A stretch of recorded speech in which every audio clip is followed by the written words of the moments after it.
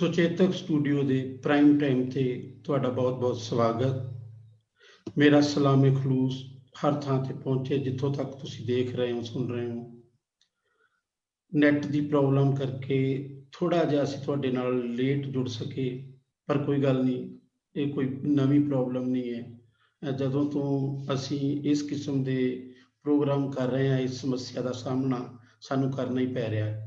ਸੁਚੇਤਕ ਰੰਗਮੰਚ ਵੱਲੋਂ theatres prime time ਇਸ ਮਕਸਦ ਨਾਲ ਕੀਤਾ ਗਿਆ ਕਿ ਅਸੀਂ ਵੱਖ-ਵੱਖ ਸਵਾਲਾਂ ਨੂੰ, ਵੱਖ-ਵੱਖ ਮਸਲਿਆਂ ਨੂੰ ਵੱਖ-ਵੱਖ ਦੋਸਤਾਂ ਨਾਲ ਵਿਚਾਰ ਸਕੀਏ ਤੇ ਤੁਸੀਂ ਸਾਰੇ ਦੋਸਤ ਵੀ ਉਹਦਾ ਹਿੱਸਾ ਬਣ ਸਕੋ। ਤੇ ਅਸੀਂ ਭਵਿੱਖ ਦੇ ਵਿੱਚ ਜਦੋਂ ਇਹ ਕਰੋਨਾ ਕਾਲ ਸਾਡੇ ਤੋਂ ਦੂਰ ਚਲਾ ਜਾਵੇ ਜਾਂ ਅਸੀਂ ਇਹਦੇ ਤੋਂ ਦੂਰ ਚਲੇ ਜਾਈਏ, ਉਦੋਂ ਅਸੀਂ ਆਪਣੇ ਅੱਜ ਦੇ ਵਿਚਾਰੇ ਹੋਏ ਸਵਾਲਾਂ ਨੂੰ ਕਿਸੇ ਨਾ ਕਿਸੇ ਤਰੀਕੇ ਨਾਲ ਇੱਕ ਦੂਜੇ ਨੂੰ ਮੁਖਾਤਬ ਹੋ ਕੇ ਅਮਲ ਦੇ ਵਿੱਚ ਵੀ ਉਤਾਰ ਸਕੀਏ। ਮੈਂ ਅੱਜ ਜਿਸ ਅਦਾਕਾਰ ਨਾਲ ਤੁਹਾਡੀ ਮੁਲਾਕਾਤ ਕਰਵਾਉਣੀ ਹੈ, ਉਹ ਸਿਰਫ ਅਦਾਕਾਰ ਨਹੀਂ ਹੈ। ਉਸਨੇ ਅਦਾਕਾਰ ਤੋਂ ਨਿਰਦੇਸ਼ਕ ਤੱਕ ਦਾ ਲੰਮਾ ਸਫ਼ਰ ਤੈਅ ਕੀਤਾ ਹੈ। ਨਿਰਦੇਸ਼ਨ ਦੇ ਨਾਲ ਨਾਲ ਉਹਨਾਂ ਨੇ ਸਕ੍ਰਿਪਟਿੰਗ ਤੇ ਕੰਮ ਕੀਤਾ, ਨਾਟਕ ਦੀ ਸਕ੍ਰਿਪਟ ਤੇ ਵੀ ਕੰਮ ਕੀਤਾ, ਫਿਲਮ ਦੀ ਸਕ੍ਰਿਪਟ ਤੇ ਵੀ ਕੰਮ ਕੀਤਾ, ਦੋਨਾਂ ਵਿਧਾਵਾਂ ਦੇ ਵਿੱਚ ਨਿਰਦੇਸ਼ਨ ਵੀ ਕੀਤਾ ਹੈ। ਪਰ ਸਭ ਤੋਂ ਵੱਡਾ ਸਵਾਲ ਜਿਹੜਾ ਅਸੀਂ ਅੱਜ ਵਿਚਾਰਨਾ ਹੈ, ਉਹ ਕਲਾਕਾਰ ਦੀ ਕਮਿਟਮੈਂਟ ਦਾ ਸਵਾਲ ਹੈ। ਹਰ ਅਦਾਕਾਰ ਜਦੋਂ ਮੰਚ ਤੇ ਆਉਣਾ ਚਾਹੁੰਦਾ ਤਾਂ ਉਹਨੂੰ ਇੱਕ ਚਾਹ ਹੁੰਦਾ ਕਿ ਮੈਂ ਮੰਚ ਤੇ ਜਾ ਰਿਹਾ। ਉਦੋਂ ਸ਼ਾਇਦ ਹਰ ਕਿਸੇ ਨੂੰ ਨਹੀਂ ਪਤਾ ਹੁੰਦਾ ਕਿ ਮੈਂ ਕਿਸੇ ਕਮਿਟਡ ਕੰਮ ਲਈ ਮੰਚ ਉੱਤੇ ਜਾ ਰਿਹਾ। ਜਦੋਂ ਉਹਨਾਂ ਨੇ ਅਰਬਦ ਨਰਬਦ ਤੁੰਦੂਕਾਰਾ ਪਲੇ ਆਪਣੇ ਕਾਲਜ ਦੇ ਮੰਚ ਤੇ ਕੀਤਾ ਸੀ ਮੈਡੀਕਲ ਦੀ ਪੜ੍ਹਾਈ ਦੇ ਦੌਰਾਨ, ਸ਼ਾਇਦ ਉਹਨਾਂ ਨੂੰ ਵੀ ਨਹੀਂ ਸੀ ਪਤਾ ਕਿ ਮੈਂ ਕੋਈ ਕਮਿਟਡ ਕੰਮ ਕਰਨ ਜਾ ਰਿਹਾ। ਪਰ ਜਿਉਂ ਹੀ ਉਹਨਾਂ ਨੇ ਰੰਗਮੰਚ ਦੇ ਅਗਲੇ ਸਵਾਲਾਂ ਨਾਲ ਜੁੜਨਾ ਸ਼ੁਰੂ ਕੀਤਾ, ਜਿਉਂ ਹੀ ਉਹਨਾਂ ਨੇ ਪਿੰਡਾਂ ਦੇ ਵਿੱਚ ਰੰਗਮੰਚ ਸ਼ੁਰੂ ਕੀਤਾ, ਜਿਉਂ ਹੀ ਉਹਨਾਂ ਨੇ ਉਸ ਟੀਮ ਨੂੰ ਜੁਆਇਨ ਕੀਤਾ ਜਿਹੜੀ ਟੀਮ ਕਮਿਟਮੈਂਟ ਦੇ ਨਾਲ ਜੁੜੀ ਹੋਈ ਸੀ, ਤਾਂ ਉਦੋਂ ਉਹਨਾਂ ਨੂੰ ਕਮਿਟਮੈਂਟ ਦੇ ਅਰਥਾਂ ਦੀ ਵੀ ਸੋਝੀ ਪਈ। ਮੇਰੀ ਮੁਰਾਦ ਡਾਕਟਰ ਸਾਹਿਬ ਸਿੰਘ ਤੋਂ ਹੈ ਤੇ ਮੈਂ ਉਹਨਾਂ ਨੂੰ ਸਵਾਗਤ ਕਰਦਾ ਅੱਜ ਦੇ ਇਸ ਪ੍ਰੋਗਰਾਮ ਲਈ। ਸ਼ੁਕਰੀਆ ਸਾਹਿਬ ਸਿੰਘ ਜੀ। ਸ਼ੁਕਰੀਆ ਸਾਹਿਬ ਸਿੰਘ, ਜਿਵੇਂ ਮੈਂ ਪਹਿਲਾਂ ਵੀ ਕਿਹਾ ਕਿ ਹਰ ਕਲਾਕਾਰ ਜਦੋਂ ਮੰਚ ਤੇ ਆਉਂਦਾ ਉਦੋਂ ਦੇ ਦਿਮਾਗ 'ਚ ਵਾਹ ਵਾਹੀ ਹੁੰਦੀ ਹੈ, ਤਾੜੀਆਂ ਮਿਲ ਜਾਣ ਤਾਂ ਬਹੁਤ ਹੀ ਖੁਸ਼ੀ ਹੋ ਜਾਂਦੀ ਹੈ। ਇਹ ਵੀ ਲੱਗਣ ਲੱਗ ਜਾਂਦਾ ਕਿ ਬੰਦਾ ਅੰਬਰਾਂ 'ਤੇ ਉੱਡਣ ਲੱਗ ਗਿਆ। ਪਰ ਜਦੋਂ ਤੁਸੀਂ ਹੌਲੀ ਹੌਲੀ ਉਸ ਕਲਾ ਦੀ ਗਹਿਰਾਈ 'ਚ ਉਤਰਦੇ ਜਾਂਦੇ ਹੋ, ਤੁਹਾਨੂੰ ਸਮਝ ਲੱਗਦੀ ਜਾਂਦੀ ਹੈ ਕਿ ਸਮਾਜ ਦੇ ਅਸੀਂ ਕਿਸ ਪੱਖ ਨੂੰ ਮੁਖਾਤਬ ਹੋ ਰਹੇ ਹਾਂ, ਅਸੀਂ ਸਮਾਜ ਦੀਆਂ ਕਿੰਨਾ ਮਹੱਤਵਪੂਰਨ ਚੀਜ਼ਾਂ ਨੂੰ ਮੁਖਾਤਬ ਹੋ ਰਹੇ ਹਾਂ, ਕਿੰਨਾ ਦਿੱਕਤਾਂ ਨੂੰ ਮੁਖਾਤਬ ਹੋ ਰਹੇ ਹਾਂ, ਤਾਂ ਉਦੋਂ ਤੁਹਾਨੂੰ ਇਹ ਵੀ ਅਹਿਸਾਸ ਹੁੰਦਾ ਕਿ ਕਮਿਟਮੈਂਟ ਕਿਸ ਚੀਜ਼ ਦਾ ਨਾਂ ਹੈ। ਤੁਹਾਨੂੰ ਆਪਣੇ ਇਸ ਰੰਗਮੰਚ ਨਾਲ ਜੁੜਨ ਤੋਂ ਬਾਅਦ ਕਿੰਨੀ ਕੁ ਦੇਰ ਬਾਅਦ ਇਹ ਸਮਝ ਆਈ ਕਿ ਮੈਂ ਕਮਿਟਮੈਂਟ ਦੇ ਨਾਲ ਵੀ ਜੁੜਿਆ? ਹਾਲਾਂਕਿ ਤੁਸੀਂ ਗੁਰਸ਼ਰਨ ਭਾਜੀ ਨਾਲ ਮੰਚ ਸ਼ੁਰੂ ਕੀਤਾ, ਖਾਸ ਕਰਕੇ ਪਿੰਡਾਂ 'ਚ ਜਾਣ ਦਾ। ਕਮਿਟਮੈਂਟ ਤਾਂ ਉੱਥੋਂ ਇੱਕ ਤਰ੍ਹਾਂ ਨਾਲ ਗੁੜਤੀ ਵਜੋਂ ਮਿਲ ਜਾਂਦੀ ਹੈ, ਜਿਹਨੂੰ ਕਹਿ ਲਈਏ ਜਮਾਂਦਰੂ ਮਿਲ ਜਾਂਦੀ ਹੈ। ਪਰ ਫਿਰ ਵੀ ਹਰ ਕਲਾਕਾਰ, ਤੁਹਾਨੂੰ ਵੀ ਪਤਾ ਸਾਰੇ ਕਲਾਕਾਰ ਜਿਨ੍ਹਾਂ ਨੇ ਤੁਹਾਡੇ ਨਾਲ ਕੰਮ ਕੀਤਾ, ਸਾਰੇ ਉਸ ਤਰੀਕੇ ਦੇ ਨਾਲ ਕਮਿਟਡ ਨਹੀਂ ਬਣ ਸਕੇ। ਜਿਹੜੇ ਬਣ ਸਕੇ ਉਹ ਕਿਵੇਂ ਬਣ ਸਕੇ? ਖਾਸ ਕਰਕੇ ਤੁਸੀਂ ਕਮਿਟਮੈਂਟ ਵਾਲੇ ਥੀਏਟਰ ਨਾਲ ਕਿਵੇਂ ਜੁੜ ਸਕੇ? ਹਾਂ ਸ਼ਬਦੀਸ਼, ਮੈਂ ਸਮਝਦਾ ਕਿ ਜਿਹੜੀ ਕਮਿਟਮੈਂਟ ਹੈ, ਤੁਹਾਡੀ ਪ੍ਰਤੀਬੱਧਤਾ ਹੈ, ਇਹ ਨਾ ਤਾਂ ਇਹਦਾ ਕੋਈ ਸਿੰਪਲ ਫਾਰਮੂਲਾ ਹੈ ਕਿ ਤੁਸੀਂ ਕਿਤੋਂ ਇਸ ਨੂੰ ਪੜ੍ਹ ਸਕਦੇ ਹੋ ਜਾਂ ਕਿਤੋਂ ਇਸ ਨੂੰ ਸਿੱਖ ਸਕਦੇ ਹੋ ਜਾਂ ਇਹਦੀ ਕਿਤੇ ਸਕੂਲਿੰਗ ਹੁੰਦੀ ਹੋਵੇ। ਬਿਲਕੁਲ। ਕਮਿਟਮੈਂਟ ਤੁਸੀਂ ਆਪਣੇ ਆਲੇ ਦੁਆਲੇ ਚੋਂ ਲੈਂਦੇ ਹੋ, ਆਪਣੇ ਵਰਤ ਵਰਤਾਓ ਚੋਂ ਲੈਂਦੇ ਹੋ। ਤੁਸੀਂ ਕਿਹੋ ਜਿਹੇ ਲੋਕਾਂ ਦੇ ਸੰਪਰਕ ਵਿੱਚ ਆਉਂਦੇ ਹੋ, ਕਿਹੋ ਜਿਹਾ ਕੰਮ ਤੁਸੀਂ ਦੇਖਦੇ ਹੋ ਔਰ ਕਿਹੋ ਜਿਹੇ ਕੰਮ ਦਾ ਹਿੱਸਾ ਬਣਦੇ ਹੋ, ਇਸ ਤੋਂ ਜਿਹੜੀ ਹੈਗੀ ਤੁਹਾਡੀ ਕਮਿਟਮੈਂਟ ਹੌਲੀ ਹੌਲੀ ਹੌਲੀ ਹੌਲੀ ਪਕੇਰੀ ਹੁੰਦੀ ਹੈ। ਔਰ ਕਮਿਟਮੈਂਟ ਦਾ ਵੀ ਲੈਵਲ ਅਲੱਗ ਅਲੱਗ ਹੈ। ਤੁਸੀਂ ਇੱਕ ਦਿਨ 'ਚ ਉਸ ਕਮਿਟਮੈਂਟ ਦੇ ਲੈਵਲ ਤੇ ਨਹੀਂ ਆ ਸਕਦੇ ਜਿਸ ਕਮਿਟਮੈਂਟ ਦੇ ਲੈਵਲ ਤੇ ਅਸੀਂ ਅੱਜ ਵਿਚਰ ਰਹੇ ਹਾਂ। ਅੱਜ ਅਸੀਂ ਜਿਸ ਕਮਿਟਮੈਂਟ ਨੂੰ ਜਾਣਦੇ ਹਾਂ, ਅੱਜ ਇਹ ਮੈਨੂੰ ਪਤਾ ਹੈ, ਅਨੀਤਾ ਨੂੰ ਪਤਾ ਹੈ, ਸ਼ਬਦੀਸ਼ ਨੂੰ ਪਤਾ, ਸਾਨੂੰ ਤਿੰਨਾਂ ਜਣਿਆਂ ਨੂੰ ਪਤਾ ਹੈ ਕਿ ਇਹ ਸਾਡੀ ਕਮਿਟਮੈਂਟ ਹੀ ਹੈ ਕਿ ਅੱਜ ਅਸੀਂ ਖਰਾਬ ਸਿਹਤ ਦੇ ਬਾਵਜੂਦ ਬੈਠੇ ਹਾਂ ਤੇ ਲੋਕਾਂ ਨਾਲ ਗੱਲ ਕਰ ਰਹੇ ਹਾਂ। ਕਿਉਂਕਿ ਅਨੀਤਾ ਦਾ ਵਾਅਦਾ ਹੈ ਲੋਕਾਂ ਨਾਲ ਕਿ 25 ਤਰੀਕ ਤੱਕ ਹਰ ਰੋਜ਼ ਇੱਕ ਪ੍ਰੋਗਰਾਮ ਹੋਣਾ ਹੈ। ਸ਼ਬਦੀਸ਼ ਦਾ ਵੀ ਵਾਅਦਾ ਹੈ ਤੇ ਮੇਰਾ ਵੀ ਅਨੀਤਾ ਨਾਲ ਵਾਅਦਾ ਸੀ। ਤੁਹਾਡੀ ਵੀ ਸਿਹਤ ਨਾਸਾਜ਼ ਹੈ, ਮੇਰੀ ਵੀ ਸਿਹਤ ਕਾਫੀ ਨਾਸਾਜ਼ ਹੈ। ਮੈਂ ਜਾਣਬੁੱਝ ਕੇ ਜ਼ਿਕਰ ਨਹੀਂ ਸੀ ਕੀਤਾ ਸੀ। ਹਾਂ, ਤੇ ਨਾਸਾਜ਼ੀ ਵਾਲਾ, ਨਾਸਾਜ਼ੀ ਵਾਲੀ। ਸੋ ਉਹ ਇੱਕ ਤਰ੍ਹਾਂ ਨਾਲ ਇਹ ਕਮਿਟਮੈਂਟ ਲੈਵਲ ਹੀ ਹੈ। ਨਹੀਂ ਤੇ ਇਨਸਾਨ ਈਜ਼ੀਲੀ ਭੱਜ ਸਕਦਾ ਇਹਨਾਂ ਚੀਜ਼ਾਂ ਤੋਂ। ਤੇ ਜਦੋਂ ਮੈਂ ਆਪਣਾ ਰੰਗਮੰਚ ਦਾ ਸਫ਼ਰ ਸ਼ੁਰੂ ਕੀਤਾ, ਜਦੋਂ ਮੈਂ ਕਾਲਜ ਦੇ ਵਿੱਚ ਨਾਟਕ ਕੀਤਾ, ਉਹ ਤੇ ਇੱਕ ਇਸ ਤਰ੍ਹਾਂ ਸੀ ਜਿਵੇਂ ਇੱਕ ਸ਼ੁਰੂਆਤੀ ਐਕਸਰਸਾਈਜ਼ ਹੁੰਦੀ, ਹਰ ਇੱਕ ਕਲਾਕਾਰ ਦੇ ਨਾਲ ਹੀ ਵਾਪਰਦੀ ਹੈ ਕਿ ਕਿਤੇ ਨਾ ਕਿਤੇ ਉਹਨੂੰ ਮੌਕਾ ਮਿਲਦਾ ਸਟੇਜ ਉੱਤੇ ਜਾਣ ਦਾ। ਮੈਨੂੰ ਵੀ ਉਹ ਮੌਕਾ ਮਿਲਿਆ ਕਿਉਂਕਿ ਮੈਂ ਇੱਕ ਪਿੰਡ ਨਾਲ ਸੰਬੰਧਿਤ ਲੜਕਾ ਸੀ, ਔਰ ਪਿੰਡਾਂ ਵਿੱਚ ਇੰਨੇ ਜ਼ਿਆਦਾ ਤੁਹਾਨੂੰ ਚਾਂਸਿਸ ਮਿਲਦੇ ਨਹੀਂ। ਹਾਲਾਂਕਿ ਮੈਂ ਕਵਿਤਾ ਵਗੈਰਾ ਵਿੱਚ ਹਿੱਸਾ ਲੈਂਦਾ ਹੁੰਦਾ ਸੀ, ਪਰ ਉਹ ਜਦੋਂ ਕਾਲਜ ਦੇ ਵਿੱਚ ਕੰਪੀਟੀਸ਼ਨ ਹੋਇਆ, ਨਾਟਕ ਖੇਡਿਆ, ਤੇ ਬਸ ਸਾਨੂੰ ਇੰਨਾ ਪਤਾ ਸੀ ਵੀ ਨਾਟਕ ਕਰਨਾ ਹੈ, ਨਾਟਕ ਕਰਨਾ ਹੈ, ਲੋਕਾਂ ਨੇ ਵਾਹ-ਵਾਹ ਕਰਨੀ ਹੈ, ਔਰ ਵਾਹ-ਵਾਹ ਹੋਈ, ਖਾਸੀ ਹੋਈ, ਅੱਛੀ ਹੋਈ। ਉਹ ਵਾਹ-ਵਾਹ ਦਾ ਹੀ ਨਤੀਜਾ ਸੀ ਕਿ ਮੈਂ ਗੁਰਸ਼ਰਨ ਸਿੰਘ ਨੂੰ ਜੁਆਇਨ ਕੀਤਾ। ਲੇਕਿਨ ਜਦੋਂ ਗੁਰਸ਼ਰਨ ਸਿੰਘ ਦੇ ਨਾਲ ਲੋਕਾਂ ਦੇ ਵਿੱਚ ਮੈਂ ਵਿਚਰਨਾ ਸ਼ੁਰੂ ਕੀਤਾ, ਤੇ ਹੌਲੀ-ਹੌਲੀ ਜਿਹੜੀ ਉਹ ਵਾਹ-ਵਾਹ ਸੀ, ਉਹ ਵਾਹ-ਵਾਹ ਤਾਂ ਰਹੀ, ਉਹ ਤਾਂ ਹੋਰ ਵੱਧ ਗਈ। ਜਿਵੇਂ-ਜਿਵੇਂ ਬਿਲਕੁਲ ਪਰਫਾਰਮੈਂਸ ਹੁੰਦੀ ਗਈ, ਲੋਕਾਂ ਨਾਲ ਜੁੜਦੇ ਗਏ, ਵਾਹ-ਵਾਹ ਹੋਰ ਵੱਧਦੀ ਗਈ। ਲੋਕਾਂ ਨੇ ਕਹਿਣਾ ਕਿ ਤੁਸੀਂ ਵਧੀਆ ਕਲਾਕਾਰ ਹੋ, ਜਾਂ ਤੁਹਾਡੀ ਕਿਸੇ ਨੇ ਕਹਿਣਾ ਆਵਾਜ਼ ਵਧੀਆ ਹੈ, ਕਿਸੇ ਨੇ ਕਹਿਣਾ ਪਰਸਨੈਲਿਟੀ ਵਧੀਆ ਹੈ, ਕਿਸੇ ਨੇ ਕਹਿਣਾ ਐਕਟਿੰਗ ਬਹੁਤ ਵਧੀਆ ਕਰਦੇ ਹੋ, ਜੋ ਵੀ। ਲੇਕਿਨ ਜਦੋਂ ਗੁਰਸ਼ਰਨ ਭਾਜੀ ਦੇ ਨਾਲ ਜਿਹੜੀਆਂ ਕਿਤਾਬਾਂ ਤੁਰੀਆਂ ਹੁੰਦੀਆਂ ਸੀਗੀਆਂ, ਗੱਡੀ ਦੇ ਵਿੱਚ ਸਿਰਫ ਕਲਾਕਾਰ ਨਹੀਂ ਸੀ ਜਾਂਦੇ, ਨਾਲ ਕਿਤਾਬਾਂ ਜਾਂਦੀਆਂ ਸੀ, ਔਰ ਭਾਜੀ ਦੇ ਜਿਹੜੇ ਲੈਕਚਰ ਸੀ ਸਟੇਜ ਉੱਤੇ ਗੂੰਜਦੇ ਹੁੰਦੇ ਸੀ, ਔਰ ਭਾਜੀ ਜਿਹੜੀਆਂ ਇੰਟਰੈਕਸ਼ਨਸ ਕਰਦੇ ਸੀ ਪ੍ਰਬੰਧਕਾਂ ਦੇ ਨਾਲ, ਉੱਥੇ ਆਏ ਹੋਏ ਹੋਰ ਲੋਕਾਂ ਦੇ ਨਾਲ, ਉਹ ਮੇਰੇ ਕੰਨਾਂ ਵਿੱਚ ਜਾਂਦੇ ਸੀ ਹਮੇਸ਼ਾ। ਕਿਉਂਕਿ ਮੈਂ ਮਤਲਬ ਸ਼ੁਰੂ ਤੋਂ ਹੀ ਮੇਰਾ ਪਰਿਵਾਰ, ਜਿਹੜਾ ਮੇਰਾ ਵੱਡਾ ਬ੍ਰਦਰ ਪ੍ਰੋਗਰੈਸਿਵ ਸੋਚ ਦਾ ਧਾਰਨੀ ਸੀ, ਮਤਲਬ ਪ੍ਰੋਗਰੈਸਿਵ ਸੋਚ ਨਾਲ ਮੈਂ ਜੁੜਿਆ ਹੋਇਆ ਸੀ ਜ਼ਰੂਰ ਕਿਸੇ ਨਾ ਕਿਸੇ ਤਰੀਕੇ ਨਾਲ, ਲੇਕਿਨ ਕਲਾਤਮਕ ਤਰੀਕੇ ਨਾਲ ਨਹੀਂ ਸੀ ਜੁੜਿਆ ਹੋਇਆ। ਉਹ ਫਿਰ ਹੌਲੀ ਹੌਲੀ ਮੈਨੂੰ ਸਮਝ ਆਈ ਕਿ ਗੁਰਸ਼ਰਨ ਭਾਜੀ ਜਿਸ ਦੇ ਨਾਲ ਮੈਂ ਥੀਏਟਰ ਕਰ ਰਿਹਾ, ਇਸ ਥੀਏਟਰ ਦਾ ਮਕਸਦ ਸਿਰਫ ਇੰਨਾ ਨਹੀਂ ਹੈ ਵੀ ਦਰਸ਼ਕ ਬੈਠੇ ਨੇ, ਆਪਾਂ ਨਾਟਕ ਤਿਆਰ ਕੀਤਾ, ਆਪਾਂ ਨਾਟਕ ਬਹੁਤ ਵਧੀਆ ਕੀਤਾ, ਵਾਹ ਵਾਹ ਹੋ ਗਈ ਤੇ ਘਰਾਂ ਨੂੰ ਚਲੇ ਗਏ। ਇਹ ਮਕਸਦ ਕੁਝ ਹੋਰ ਹੈ। ਕਿ ਸਮਾਜਿਕ ਤਬਦੀਲੀ ਦੀ ਕਿਤੇ ਮੰਗ ਕਰ ਰਹੇ ਭਾਜੀ, ਇੱਕ ਨਿਆਂਸ਼ੀਲ ਸਮਾਜ ਸਿਰਜਣਾ ਚਾਹੁੰਦੇ ਆ, ਇੱਕ ਬਰਾਬਰੀ ਦਾ ਸਮਾਜ ਸਿਰਜਣਾ ਚਾਹੁੰਦੇ ਆ। ਭਾਜੀ ਨੂੰ ਚੰਡੀਗੜ੍ਹ 'ਚ ਬੈਠਿਆਂ ਇਹ ਗੱਲ ਹਾਜ਼ਮ ਨਹੀਂ ਹੋ ਰਹੀ ਕਿ ਚੰਡੀਗੜ੍ਹ ਜਿਸ ਤਰ੍ਹਾਂ ਦੇ ਹਾਲਾਤ ਵਿੱਚ ਮੈਂ ਰਹਿ ਰਿਹਾ, ਉਸ ਤਰ੍ਹਾਂ ਦੇ ਹਾਲਾਤ ਬਰਨਾਲਾ ਜਾਂ ਆਪਣਾ ਬਠਿੰਡਾ ਜਾਂ ਫਰੀਦਕੋਟ ਦੇ ਕਿਸੇ ਪਿੰਡ ਦੇ ਹਾਲਾਤ ਉਹੋ ਜਿਹੇ ਨਹੀਂ ਹੈ। ਇਹ ਇੰਨਾ ਜ਼ਿਆਦਾ ਫਰਕ ਕਿਉਂ ਹੈ? ਤੇ ਭਾਜੀ ਦਾ ਥੀਏਟਰ ਉਸ ਫਰਕ ਨੂੰ ਮਿਟਾਉਣ ਦੀ ਖਾਤਰ ਜਿਹੜਾ ਕੀਤਾ ਜਾ ਰਿਹਾ ਥੀਏਟਰ, ਉਹ ਥੀਏਟਰ ਸੀ। ਸੋ ਜਦੋਂ ਸ਼ਬਦੀ ਤੁਹਾਡੀ ਸ਼ੁਰੂਆਤ ਹੀ ਸਮਝ ਲਓ ਸਿਖਰਲੇ ਪੌਡੇ ਤੋਂ ਹੋ ਗਈ, ਕਿ ਤੁਸੀਂ ਪੰਜਾਬੀ ਥੀਏਟਰ ਦੇ ਵਿੱਚ ਜਿਹੜਾ ਪ੍ਰਤੀਬੱਧਤਾ ਦਾ, ਕਮਿਟਮੈਂਟ ਦਾ ਸਿਖਰਲਾ ਸਿਪਾ ਸਲਾਰ ਹੈ, ਤੁਸੀਂ ਉਹਨੂੰ ਜੁਆਇਨ ਕਰ ਲਿਆ। ਤੇ ਕੁਦਰਤੀ ਜੀ ਗੱਲ ਹੈ, ਜੇ ਤੁਸੀਂ ਸਜਗ ਹੈਗੇ ਹੋ ਤਾਂ। ਇਹ ਨਹੀਂ ਹੈ ਕਿ ਜੇ ਅਸੀਂ 7-8 ਕਲਾਕਾਰ ਉਦੋਂ ਭਾਜੀ ਨਾਲ ਕੰਮ ਕਰਨਾ ਸ਼ੁਰੂ ਕਰ ਰਹੇ ਸੀ ਤੇ ਸਾਰੇ ਹੀ ਉਸ ਤਰ੍ਹਾਂ ਅਵੇਅਰ ਹੋ ਗਏ, ਨਹੀਂ। ਹਰ ਇੱਕ ਦਾ ਇੱਕ ਲੈਵਲ ਹੁੰਦਾ, ਹਰ ਇੱਕ ਦੀਆਂ ਕਮਿਟਮੈਂਟਸ ਹੁੰਦੀਆਂ ਲਾਈਫ ਦੀਆਂ। ਲੇਕਿਨ ਮੈਂ ਜ਼ਰੂਰ ਹੋਇਆ, ਮੈਂ ਬਹੁਤ ਪ੍ਰਭਾਵਿਤ ਹੋਇਆ। ਉਸ ਪ੍ਰਭਾਵਿਤ ਹੋਣ ਦਾ ਹੀ ਕਾਰਨ ਹੋਇਆ ਕਿ ਹੌਲੀ ਹੌਲੀ ਥੀਏਟਰ ਨੂੰ ਬਿਹਤਰ ਤਰੀਕੇ ਨਾਲ ਸਮਝਣਾ ਵੀ ਸ਼ੁਰੂ ਕੀਤਾ, ਵਿਸ਼ਿਆਂ ਨੂੰ ਬਿਹਤਰ ਤਰੀਕੇ ਨਾਲ ਸਮਝਣ ਦੀ ਕੋਸ਼ਿਸ਼ ਕੀਤੀ।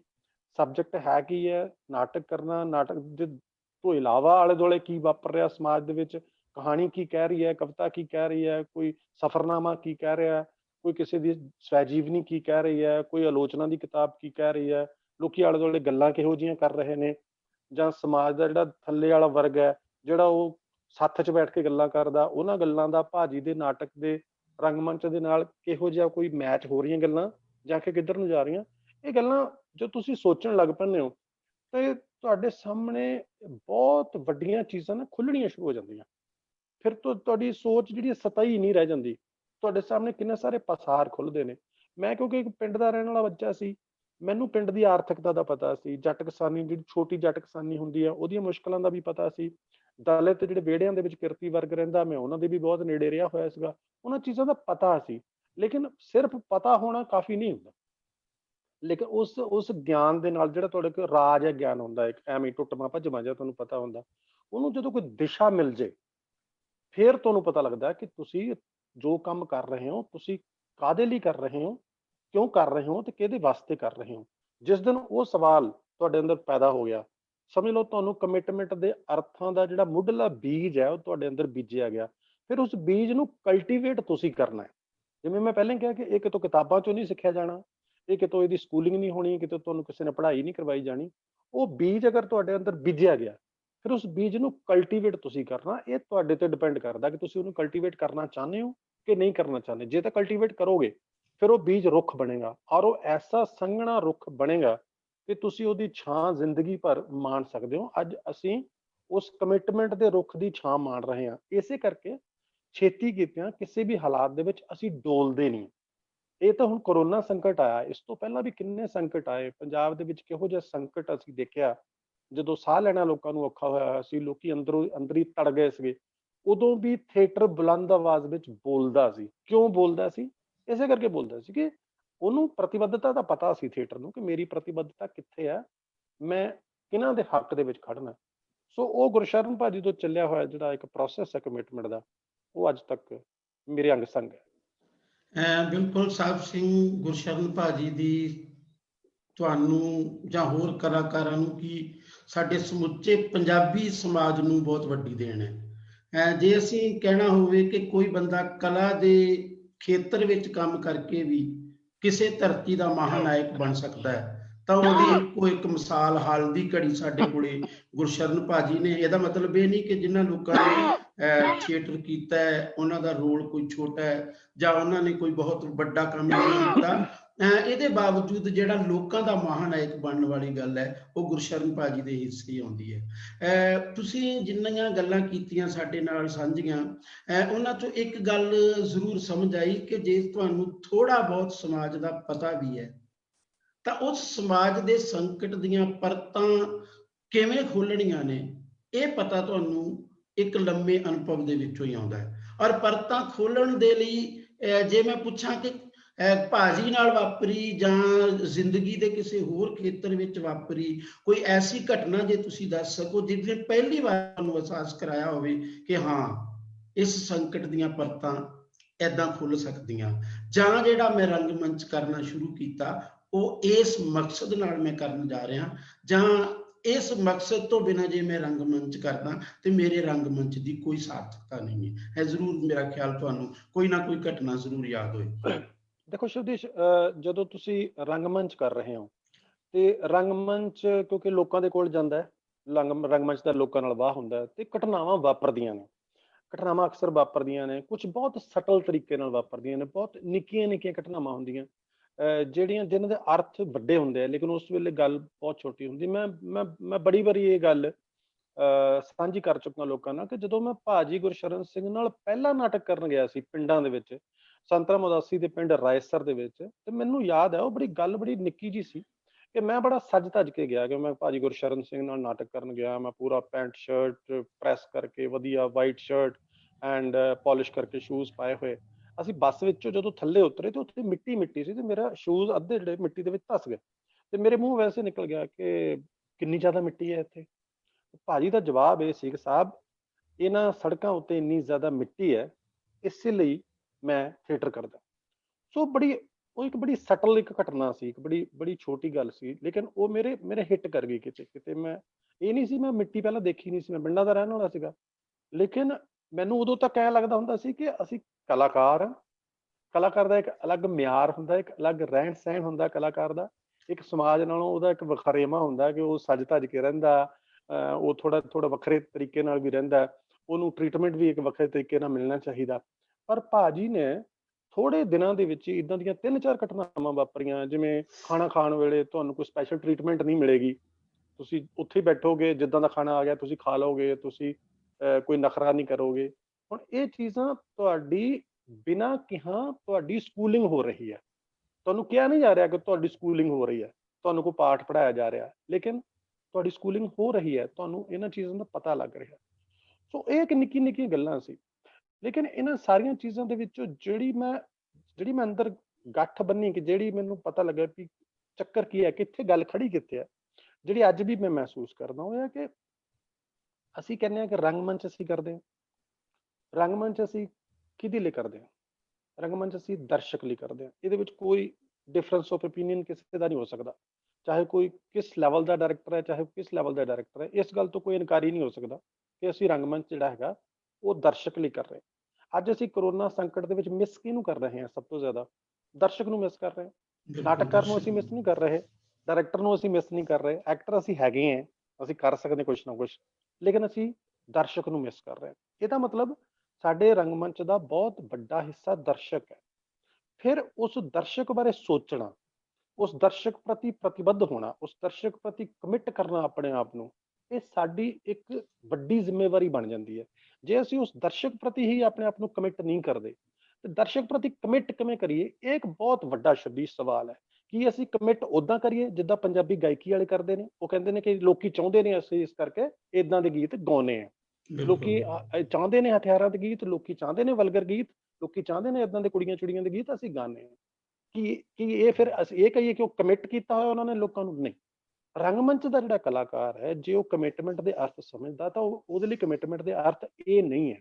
ਮੇਰੇ ਲਈ ਕਮਿਟਮੈਂਟ ਦੇ ਅਰਥ ਇਹ ਹੈਗੇ ਆ ਕਿ ਜੇ ਮੈਂ ਦਰਸ਼ਕ ਦੀ ਖਾਤਰ ਰੰਗਮੰਚ ਕਰ ਰਿਹਾ ਤਾਂ ਇਹਦਾ ਮਤਲਬ ਦਰਸ਼ਕ ਕੌਣ ਹੈ? ਮੇਰਾ ਸਮਾਜ ਹੈ, ਜਿਸ ਸਮਾਜ ਦੇ ਵਿੱਚ ਮੈਂ ਵਿਚਰ ਰਿਹਾ, ਜਿਸ ਸਮਾਜ ਨੂੰ ਮੈਂ ਦਿਖਾਉਣਾ ਚਾਹਨਾ ਆਪਣੇ ਰੰਗਮੰਚ ਦੇ, ਜਾਂ ਮੈਂ ਦਿਖਾਉਣ ਦੀ ਕੋਸ਼ਿਸ਼ ਕਰ ਰਿਹਾ, ਜਿਹਦਾ ਮੈਂ ਸ਼ੀਸ਼ਾ ਬਣਨ ਦੀ ਕੋਸ਼ਿਸ਼ ਕਰ ਰਿਹਾ।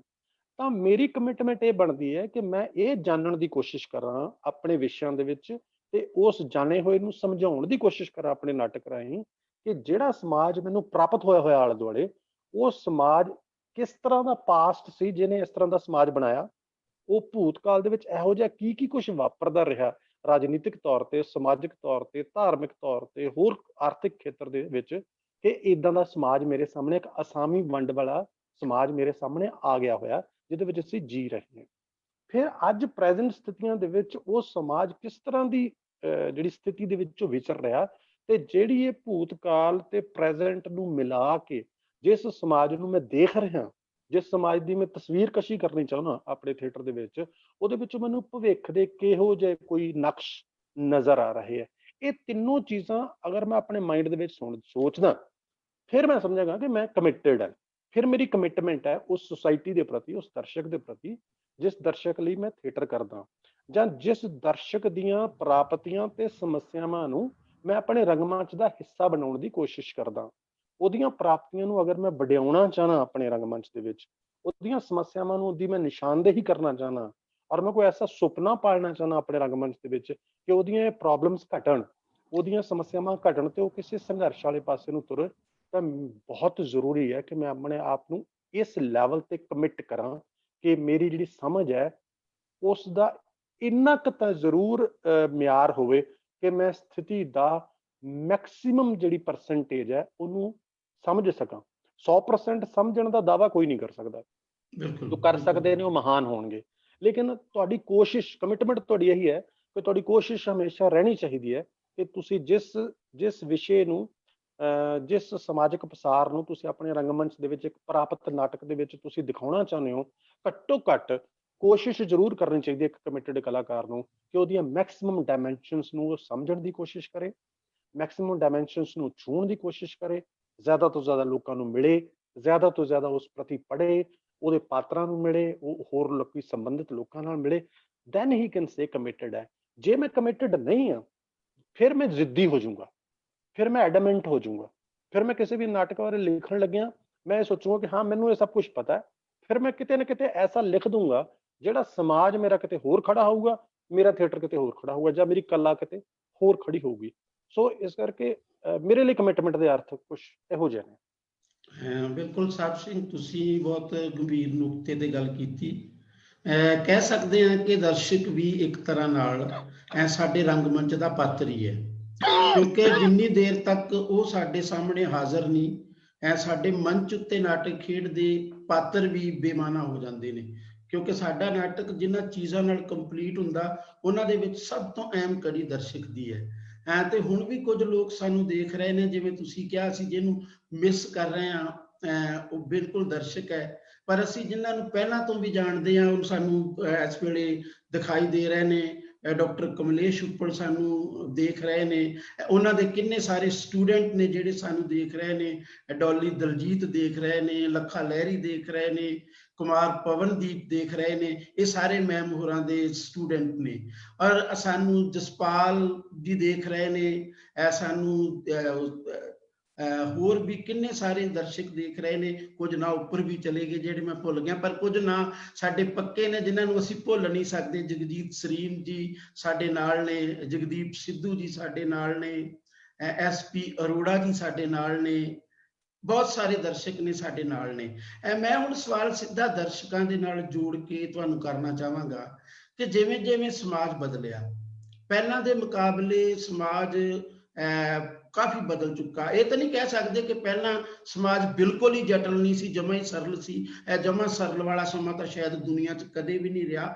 ਹਰ ਯੁੱਗ ਦੀਆਂ ਆਪਣੀਆਂ ਜਟਲਤਾਵਾਂ ਹੁੰਦੀਆਂ ਨੇ, ਹਰ ਯੁੱਗ ਦੇ ਆਪਣੇ ਮਸਲੇ ਹੁੰਦੇ ਨੇ। ਪਰ ਸਾਡਾ ਇਸ ਵੇਲੇ ਦਾ ਸਮਾਜ, ਜੇ ਅਸੀਂ ਪਿਛਲੇ 30-40 ਸਾਲਾਂ ਦੇ ਤਰੀਕੇ ਦੇ ਨਾਲ ਵੀ ਸੋਚੀਏ, ਉਸ ਦੇਖੇ ਹੋਏ, ਪਰਖੇ ਹੋਏ, ਵੇਖੇ ਹੋਏ ਸਮੇਂ ਦੇ ਲਿਹਾਜ਼ ਨਾਲ ਵੀ ਦੇਖੀਏ, ਤਾਂ ਸਾਡਾ ਸਮਾਜ ਕਾਫੀ ਬਦਲ ਗਿਆ। ਜ਼ਾਹਰ ਹੈ ਕਿ ਸਾਡਾ ਦਰਸ਼ਕ ਵੀ ਕਾਫੀ ਹੱਦ ਤੱਕ ਬਦਲ ਗਿਆ। ਅਸੀਂ ਹੁਣ ਬਦਲੇ ਹੋਏ ਦਰਸ਼ਕ ਨਾਲ ਜਦੋਂ ਗੱਲ ਕਰਨੀ ਹੈ ਤਾਂ ਕੁਦਰਤੀ ਗੱਲ ਆ ਕਿ ਸਾਡੇ ਨਾਟਕ ਨੇ ਪਹਿਲਾਂ ਨਾਲੋਂ ਆਪਣਾ ਰੂਪ ਬਦਲ ਲੈਣਾ। ਉਹਦੇ ਨਾਲੋਂ ਉਹਦੇ ਕੁਝ ਕਲਾਤਮਕ ਮਿਆਰ ਪਹਿਲਾਂ ਨਾਲੋਂ ਬਦਲ ਜਾਣੇ ਨੇ। ਔਰ ਜੇ ਅਸੀਂ ਪਿੰਡਾਂ 'ਚ ਵੀ ਕਰ ਰਹੇ ਹਾਂ ਤੇ ਅਸੀਂ ਪਹਿਲਾਂ ਵਰਗੂ ਨਹੀਂ ਕਰ ਰਹੇ। ਥੋੜਾ ਬਹੁਤਾ ਫਰਕ ਅਸੀਂ ਜ਼ਰੂਰ ਪਾ ਲਿਆ ਪਹਿਲਾਂ ਵਾਲੇ ਤੇ ਹੁਣ ਵਾਲੇ ਨਾਟਕ 'ਚ। ਅੱਜ ਦੇ ਦਰਸ਼ਕ ਦੇ ਲਿਹਾਜ਼ ਨਾਲ ਤੁਸੀਂ ਜੇ ਦੇਖਣਾ ਹੋਵੇ ਤਾਂ ਅੱਜ ਦੇ ਦਰਸ਼ਕ ਦੇ ਨਾਲ ਸਾਹਮਣੇ ਇਹ ਵੀ ਇੱਕ ਨਵੀਂ ਤੁਹਾਡੇ ਸਾਹਮਣੇ ਕਮਿਟਮੈਂਟ ਆ ਗਈ ਹੈ ਕਿ ਮੈਂ ਦਰਸ਼ਕ ਨੂੰ, ਅੱਜ ਦੇ ਦਰਸ਼ਕ ਨੂੰ ਕਿਵੇਂ ਸੰਤੁਸ਼ਟ ਕਰਨਾ। ਔਰ ਦਰਸ਼ਕ ਨੂੰ ਦੇ ਸਾਹਮਣੇ ਸਫਲ ਹੋਏ ਬਿਨਾ ਤੁਸੀਂ ਸਫਲ ਨਾਟਕਕਾਰ ਜਾਂ ਨਿਰਦੇਸ਼ਕ ਨਹੀਂ ਹੋ। ਹਾਂਜੀ, ਮੈਨੂੰ ਹੈ ਆਵਾਜ਼ ਸੁਣ ਰਹੀ ਸੀ? ਹੁਣ ਆ ਗਈ। ਹਾਂ, ਮੈਂ ਇਹ ਕਹਿ ਰਿਹਾ ਸੀ ਕਿ ਸਾਡਾ ਦਰਸ਼ਕ ਵੀ ਬਦਲ ਗਿਆ ਹੈ ਸਮੇਂ ਦੇ ਬਦਲਾਵ ਨਾਲ, ਤੇ ਨਵੇਂ ਦਰਸ਼ਕ ਦੀ ਡਿਮਾਂਡ ਸ਼ਾਇਦ ਪਹਿਲਾਂ ਵਰਗਾ ਨਾਟਕ ਨਹੀਂ। ਬੇਸ਼ੱਕ ਪਹਿਲਾ ਨਾਟਕ ਇਰੈਲੀਵੈਂਟ ਨਹੀਂ ਹੋ ਗਿਆ, ਉਹਨਾਂ ਨਾਟਕਾਂ ਨੂੰ ਅਸੀਂ ਉਸੇ ਤਰੀਕੇ ਦੇ ਨਾਲ ਕਰਾਂਗੇ। ਜੇ ਭਾਜੀ ਦਾ ਨਾਟਕ ਕਰ ਰਹੇ ਹਾਂ ਤਾਂ ਥੜਾ ਥੀਏਟਰ ਸ਼ੈਲੀ 'ਚ ਹੀ ਕਰਾਂਗੇ। ਪਰ ਜੇ ਸਾਹਿਬ ਸਿੰਘ ਦਾ ਨਾਟਕ ਹੋ ਰਿਹਾ, ਕੇਵਲ ਦਾ ਨਾਟਕ ਹੋ ਰਿਹਾ, ਲੱਖਾ ਲਹਿਰੀ ਦਾ ਨਾਟਕ ਹੋ ਰਿਹਾ, ਜਾਂ ਅਸੀਂ ਨਾਟਕ ਕਰ ਰਹੇ ਹਾਂ, ਅਨੀਤਾ ਸ਼ਬਦੀਸ਼ ਤੇ ਮੈਂ ਨਾਟਕ ਕਰ ਰਹੇ ਹਾਂ, ਤਾਂ ਜ਼ਰੂਰ ਪਹਿਲਾਂ ਨਾਲੋਂ ਫਰਕ ਹੋਏਗਾ। ਇੱਕ ਜਿਹੜੀ ਕਮਿਟਡ ਨਾਟਕ ਵਾਲੀ ਧਾਰਾ ਉਹ ਤਾਂ ਕੰਟੀਨਿਊ ਚੱਲਦੀ ਰਹੇਗੀ, ਪਰ ਨਾਟਕ ਆਪਣਾ ਰੂਪ ਬਦਲ ਜਾਵੇਗਾ। ਬਦਲੇ ਹੋਏ ਦਰਸ਼ਕ ਦੀ ਡਿਮਾਂਡ ਮੁਤਾਬਕ ਕਮਿਟਡ ਥੀਏਟਰ ਨੂੰ ਕਿੰਨਾ ਚੀਜ਼ਾਂ ਦਾ ਖਿਆਲ ਰੱਖਣਾ ਚਾਹੀਦਾ। ਮਨੋਰੰਜਨ ਤੇ ਉਹਦੇ ਵਿੱਚ ਸ਼ਾਮਲ ਹੀ ਆ, ਉਹ ਤੇ ਤੁਸੀਂ ਜ਼ਰੂਰ ਉਹਦੇ ਬਾਰੇ ਤਾਂ ਗੱਲ ਕਰੋਗੇ। ਹਾਂ ਬਿਲਕੁਲ ਸ਼ੁਭਦੀਸ਼, ਇਹ ਬੜਾ ਰੈਲੇਵੈਂਟ ਜਿਹੜਾ ਤੁਸੀਂ ਸਵਾਲ ਤੁਸੀਂ ਚੁੱਕਿਆ ਹੈਗਾ ਕਿ ਦਰਸ਼ਕ ਜਦੋਂ ਬਦਲ ਗਿਆ, ਦਰਸ਼ਕ ਕਿਉਂ ਬਦਲਿਆ? ਸਮਾਜਿਕ ਢਾਂਚਾ ਬਦਲ ਗਿਆ, ਸਾਡੇ ਸਮਾਜ ਦੀ ਤਸਵੀਰ ਬਦਲ ਗਈ, ਸਾਡੇ ਸਮਾਜ ਦਾ ਰਹਿਣ ਸਹਿਣ ਬਦਲਿਆ, ਸਾਡੀਆਂ ਸਮੱਸਿਆਵਾਂ ਦੇ ਪਸਾਰ ਬਦਲ ਗਏ ਨੇ। ਜਿਹੜੀਆਂ ਚੀਜ਼ਾਂ ਸਾਨੂੰ ਕਿਸੇ ਟਾਈਮ ਸਰਲ ਦਿਸਦੀਆਂ ਹੁੰਦੀਆਂ ਸੀਗੀਆਂ, ਸਾਨੂੰ ਰਿਸ਼ਤਿਆਂ ਦੀ ਸਮੀਕਰਨ ਕਿਸੇ ਟਾਈਮ ਬੜੀ ਸਰਲ ਨਜ਼ਰ ਆਉਂਦੀ ਹੁੰਦੀ ਸੀ, ਜਿਹੜੀ ਕਿ ਹੁੰਦੀ ਨਹੀਂ ਸੀ ਸਰਲ, ਪਰ ਸਾਨੂੰ ਸਰਲ ਨਜ਼ਰ ਆਉਂਦੀ ਸੀ। ਉਹਦੇ ਸੰਕਟ ਸਾਹਮਣੇ ਆਉਣੇ ਸ਼ੁਰੂ ਹੋ ਗਏ, ਚਾਹੇ ਮੀਡੀਆ ਨੇ ਸਾਹਮਣੇ ਲੈ ਆਂਦੇ, ਚਾਹੇ ਕਿਸੇ ਤਰ੍ਹਾਂ ਸਮਾਜ ਜਿਹੜਾ ਖੋਲ ਦੇ ਵਿੱਚ ਬੰਦ ਸੀ ਉਸ ਖੋਲ ਦੇ ਵਿੱਚੋਂ ਬਾਹਰ ਨਿਕਲ ਰਿਹਾ ਕਿਤੇ, ਇਸ ਕਰਕੇ ਉਹ ਸੰਕਟ ਦੇ ਇੱਕ ਡਿਫਰੈਂਟ ਪਸਾਰ ਸਾਡੇ ਸਾਹਮਣੇ ਆ ਗਏ। ਹੁਣ ਸਾਨੂੰ ਇਸ ਤਰ੍ਹਾਂ ਲੱਗਣ ਲੱਗ ਪਿਆ ਕਿ ਕੋਈ ਵੀ ਸਮੱਸਿਆ ਜਿਹੜੀ ਹੈਗੀ ਆ ਉਹ ਸਤਹੀ ਨਹੀਂ ਹੈ, ਉਹ ਲਕੀਰੀ ਨਹੀਂ ਹੈ, ਉਹਦੇ ਪਸਾਰ ਬਹੁਤ ਜ਼ਿਆਦਾ ਨੇ।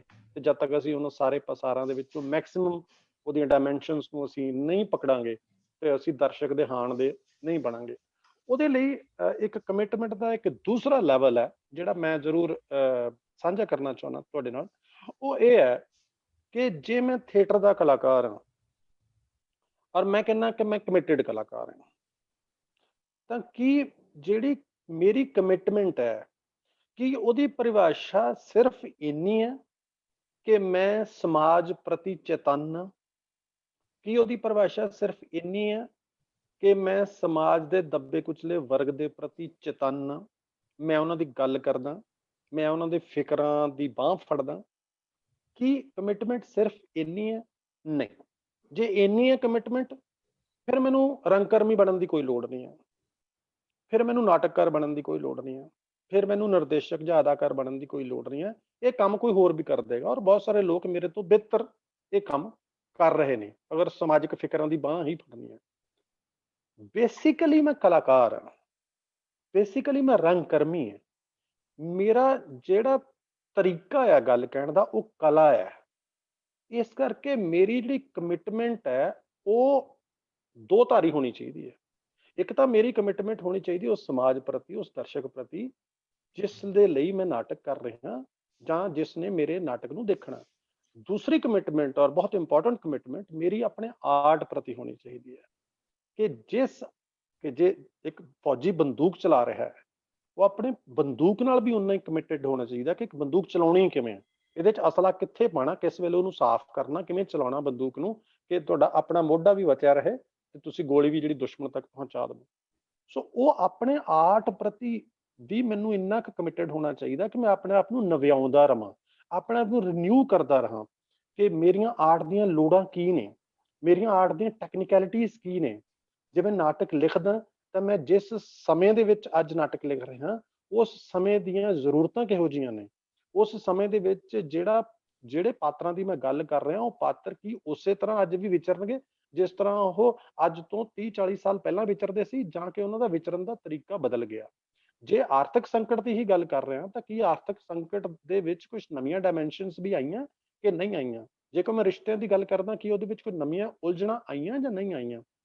ਤਾਂ ਉਹਨਾਂ ਨੂੰ ਵਿਅਕਤ ਕਰਨ ਲਈ, ਉਹਨਾਂ ਨੂੰ ਪੇਸ਼ ਕਰਨ ਲਈ ਮੈਨੂੰ ਆਪਣੇ ਆਰਟ ਨੂੰ, ਆਪਣੇ ਥੀਏਟਰ ਨੂੰ ਵੀ ਸਸ਼ਕਤ ਕਰਨਾ ਪਊਗਾ।